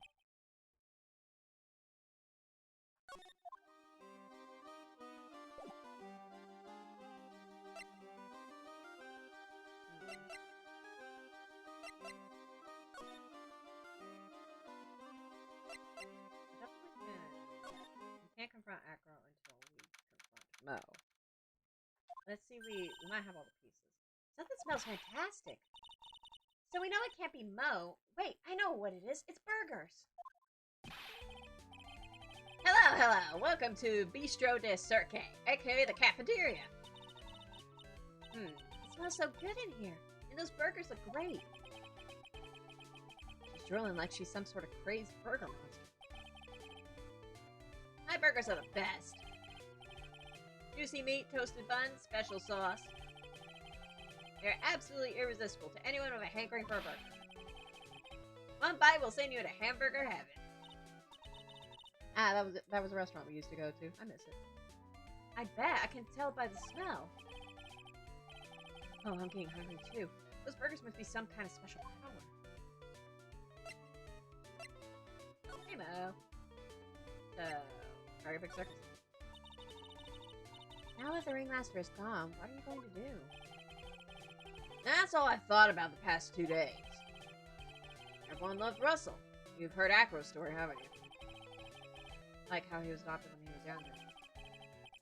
He's calmed down a bit now, but he was livid when he heard about the murder. Acker was so upset that he said he couldn't go on. He was that upset? Yes, he was. Anyways, I gave it some thought. Maybe I should give up on trying to be a half-baked clown. I've been thinking of trying on the ringmaster shoes. What? Really? Max would still be an issue, though. Max? He may be a bit mean and hard to work with, but it's hard to argue his importance. He's probably the reason the circus is still around. A lot of what he says is right. No. All that's left is to see if everyone can get over the tragedy. You know. The tragedy, you know? What is he talking about? Get over what tragedy? Huh? Don't worry about it, it's nothing. Nothing at all. Must mean the tragic death of the ringmaster, right? Yes, that's it. You're right, girlie. Dang, dang, dang. Correcto mundo. Doesn't he mean Dean? No, I mean no disrespect here, but are you lying like this? Yeah!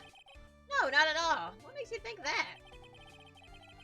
Just the way you said, if everyone can get over the tragedy, seemed a bit strange. It sounded like you were talking about something a long time ago.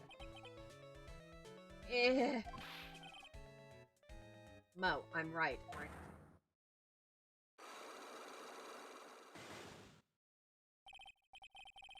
So now we're getting closer to the truth. It was about 6 months ago. Just a little accident. Give me a break. Us old men have accidents. I wear big pants for a reason. Ew. 6 months ago, eh? I really don't want to hear about that. But I do want to hear about the incident. I don't. We might have all the pieces, I think. We can always end it anyway, so let's give it a shot. Get over it. Mo, please, tell us what happened 6 months ago. What in the world went on at the circus? Okay, there's no need to look so scary when you ask me. Hey, look over there, some juicy burgers. Let's eat instead. Unfortunately, I'm more of a grilled chicken sandwich man myself. Actually, I've kind of got an idea of what happened back then. Mo, you said something about an accident. This wouldn't happen to be the cause of the accident, would it? The lion. I heard a little bit about it from Regina. Leon made a mistake during a practice, right? How did you... Again, we got it from Regina. I told him so many times. You shouldn't be doing such dangerous acts. Like putting her head inside Leon's mouth, right? Yeah, but Regina believed in Leon. She believed so strongly that the ringmaster went along. He never could say no to her. Out of curiosity, who was Ben? Come on, Mo. Don't climb up on me now. Who did Leon bite on the head? Well, I promised I wouldn't say anything. You promise? He's involved in this too. He's involved, huh? What must be talking about? Oh, is this the person that you promised you wouldn't say anything? Person is Acro. Because he also claimed it. It must have been Acro, right? How did you know? Don't worry about that, Mo. Getting to the bottom of this accident may help solve what happened to the ringmaster. No way! I need to know the truth about what happened to Russell. Please tell me what you know. I'm sorry, Acro.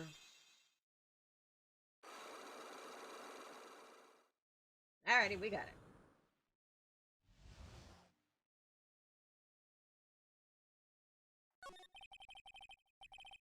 just like you said. You know the accident. Did someone die? No. Would have probably been better if he had. What? How would that have been better? He's still alive. When he got bit, he suffered massive brain damage. He'll never recover from the coma that he's in. Coma? All he does now is lie in his bed at the hospital. That's all he's ever going to be able to do. I see. How is he related to Acro? He's his brother. Huh? The person who got bit was Acro's brother. Brother? They were an acrobat team. Brothers. Acro and Bat. Cute nicknames, I thought. Anyways, they were an incredible team. Got down together in their prime.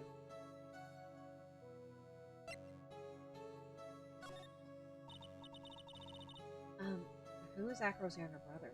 This is actually incredibly sad. Sean Dingaling. Everyone always calls him Bat. How's the circus not shut down? Because it was hushed up, that's why. He fell in love with Regina. Trying to win her love was his downfall. Everyone seems to fall in love with Regina. 6 months ago, while we were practicing, all of a sudden Bat blurts out, "Let me perform with Leon." How'd he do that? I don't know. Well, that's what caused the accident.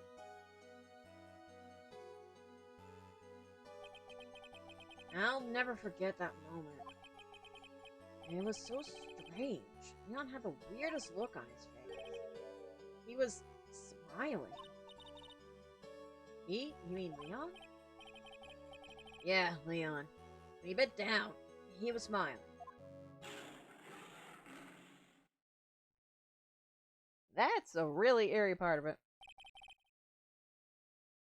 Oh, posted animated execution on my Twitter. Oh, cool. Let me see him.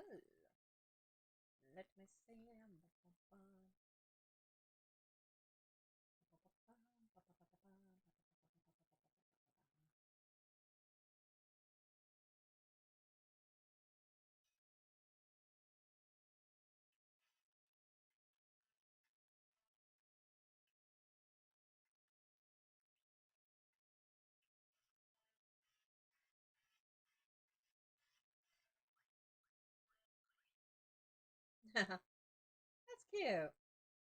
That's really cute. Some sick grin. Really creative for an execution too. No way. That's impossible. I love the lol he died at the end. Yeah. That's such a funny thing. A smirking lion, a flying murderer. Why does it seem like it's always Mo who catches all these incredible events? Nick, can lions smile?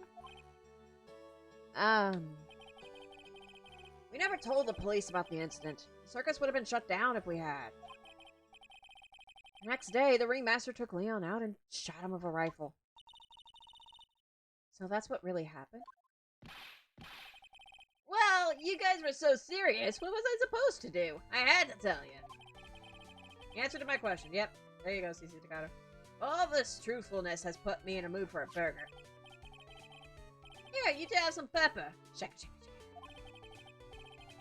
There he goes again, acting like his normal crazy self. Achoo! Nice. What a wonderful sneeze. Huh? You think so? You sneeze with pepper and slip on a banana peel. That's basic clownsmanship. Girlie, I know you gotta understand that. Nick, I think I'd make a good clown. I agree. Well, it looks like he...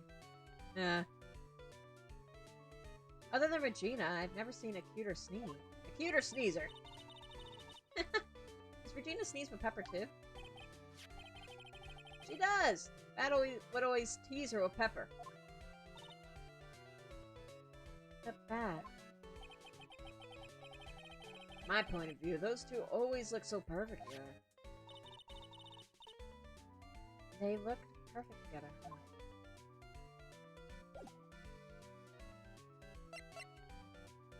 Aw. Oh well. Also, I don't think Acro's better in the age range. It's like, ah, come on. So weird. Alrighty, and again, you're just kind of there, aren't you?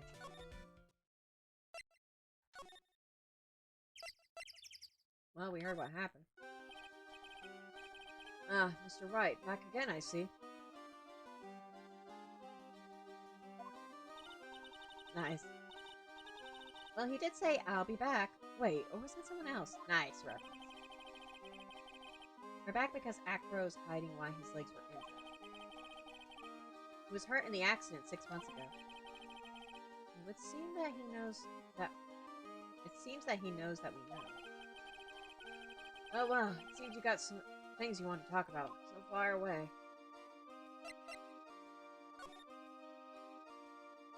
Well, let's see if we can't get him on this. Gotta go. Bye. Have a great stream. Bye, Peyton. I'll be seeing you later. And thank you for joining me.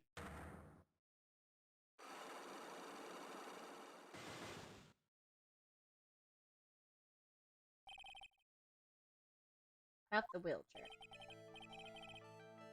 I have to ask you, how were you injured? I'm sorry, I thought we talked about this. It was an accident that happened during practice. An accident during practice? Yes, unfortunately acrobats are prone to all sorts of injuries. He's lying. If that were the real cause, we'd have no reason to keep it secret. Acro, are you really telling me that a practice accident was the cause of your injury?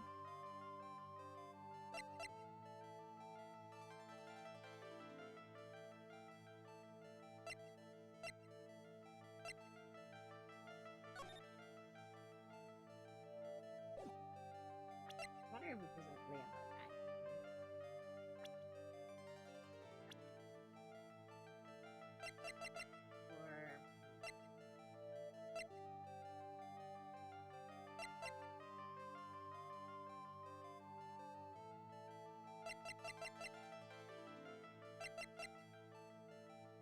or do we present his brother?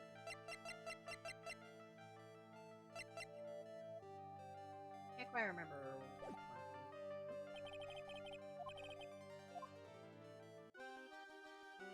Oops, my bad.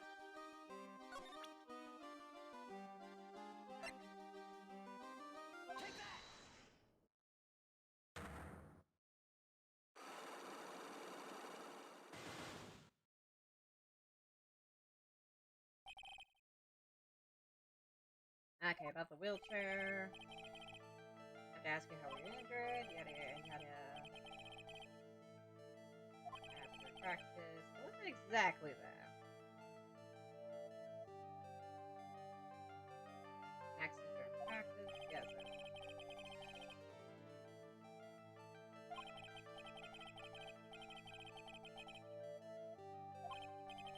No reason to keep it secret. Yada yada.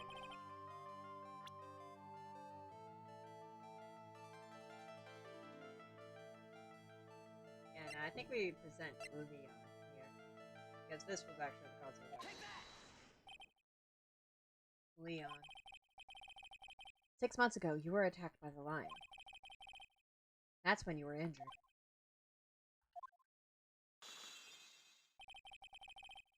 I know I'm on the right track. I just need to keep going. You're saying that I was attacked by a lion? That's what I'm saying. I'm sorry, Mr. Wright, but I'm an acrobat. I'm no animal tamer. If the lion was coming after me, I'd be running for the exit. Okay, maybe attacked is not the best word to be using. So let me rephrase that as battled the lion. You seem to enjoy telling jokes.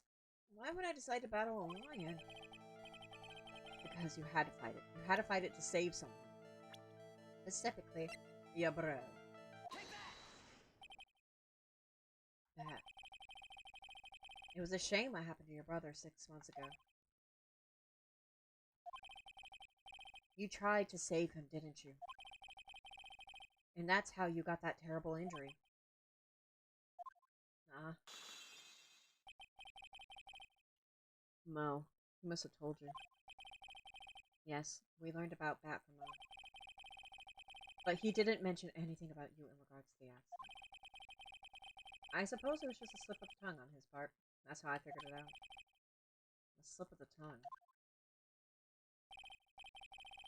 Anyways, they were an incredible team. Cut down together in their prime. Cut down together. That's where he slipped, and that's how I figured it out. You two ended up at the center of the same accident together, like always. I see. An accident is an accident. It wasn't anyone's fault. I still haven't broken Aqua's last cyclops. This must be one incredibly deep-seated secret. It wasn't anyone's fault. Do you care to explain more? Acro, I know you are still hiding something from me. Maybe someone you don't seem to like much is the reason you're being evasive. Regina.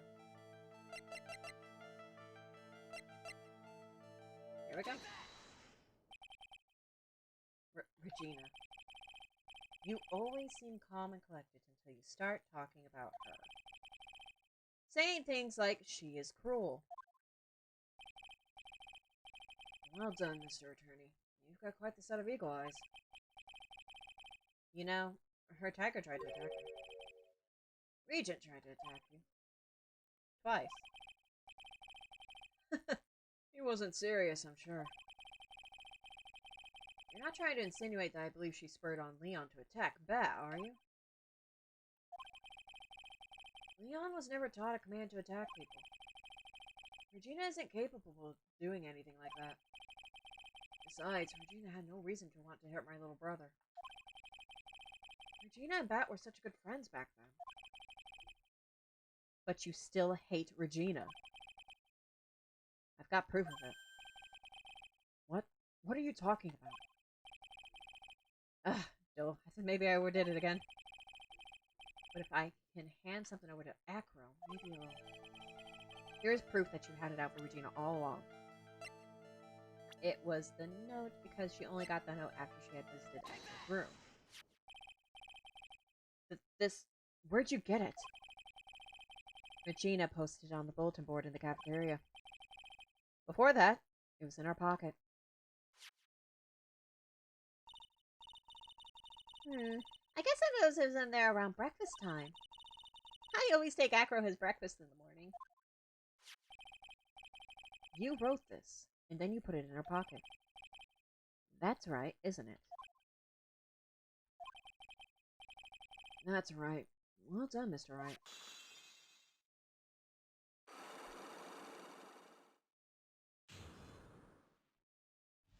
Why would someone hate Regina? Because, well, it gets revealed a little bit later, but yeah.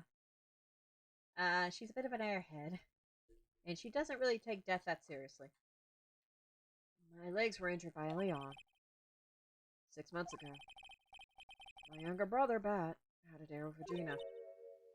A dare? An absurd dare. If I can put my head inside of Leon's mouth like you do, you have to go to the movies with me on a date. That's insane! And you know how dangerous that is? We all thought he was being stupid too. But that line was very old to begin with. And age brought with it countless experience in doing that very same trick. Unfortunately, this particular time, I guess Leon wasn't ready or willing. And that's when the accident happened. He just wanted to take her out to the movies. Or Bat. When Leon chomped down, I jumped towards him. Then Leon attacked me, and that's how I ended up. What about Bat? He's still in a coma. I went to the hospital yesterday to visit him. I see. I'm still waiting for him to open his eyes again. And that's the reason why I keep going. Regina and Bat. Bat and Regina. They were such great friends. Oh yeah, I wanted you to take a look at this. What is it? This is the scarf my brother was wearing when Leon attacked him. Gross, it's covered in blood. Nice, Maya. This scarf. It was a present from Regina to my brother on the day of the accident. Huh. When he did it, he looked like he was smiling. He? Leon, obviously. Oh. When he bit down on Bat's head, the expression on Leon's face looked like a grin. Nick! I know. Most said the same thing. What do you think it all means? I'll be taking that scarf if you don't mind. Von Karma! Nice to see you again, honey. It's Von Karma. I've already heard everything, so hand over the scarf. But the scarf is evidence in the trial. That is for me to decide. I think we should begin our preparations now, Acro. Preparations? I've served a summons to Acro to appear in court tomorrow as a witness. Acro, we'll talk more at the prosecutor's office. Acro, a witness? Come, Acro, let's go to the office. Yes, ma'am.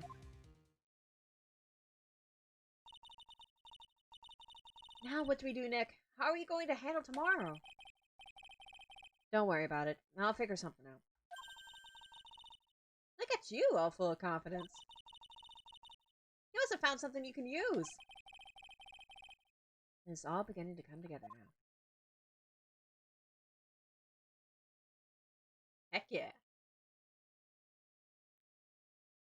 So that ends the other part of the investigation, and tomorrow will be the trial, in which we will potentially get Acro.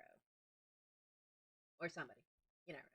Alrighty. I want to thank everyone who joined me for this stream. I have been streaming for almost 4 hours now, so I think it is time. It is a good place to put it to rest for now. I will, of course, put on Twitter when my next stream will be. Possibly tomorrow. We'll have to see.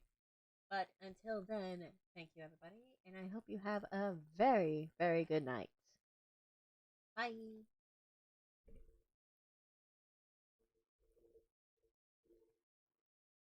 Are you ending for tonight? Yep. I am ending for tonight, CC Ducato. We will pick this up later. Bye.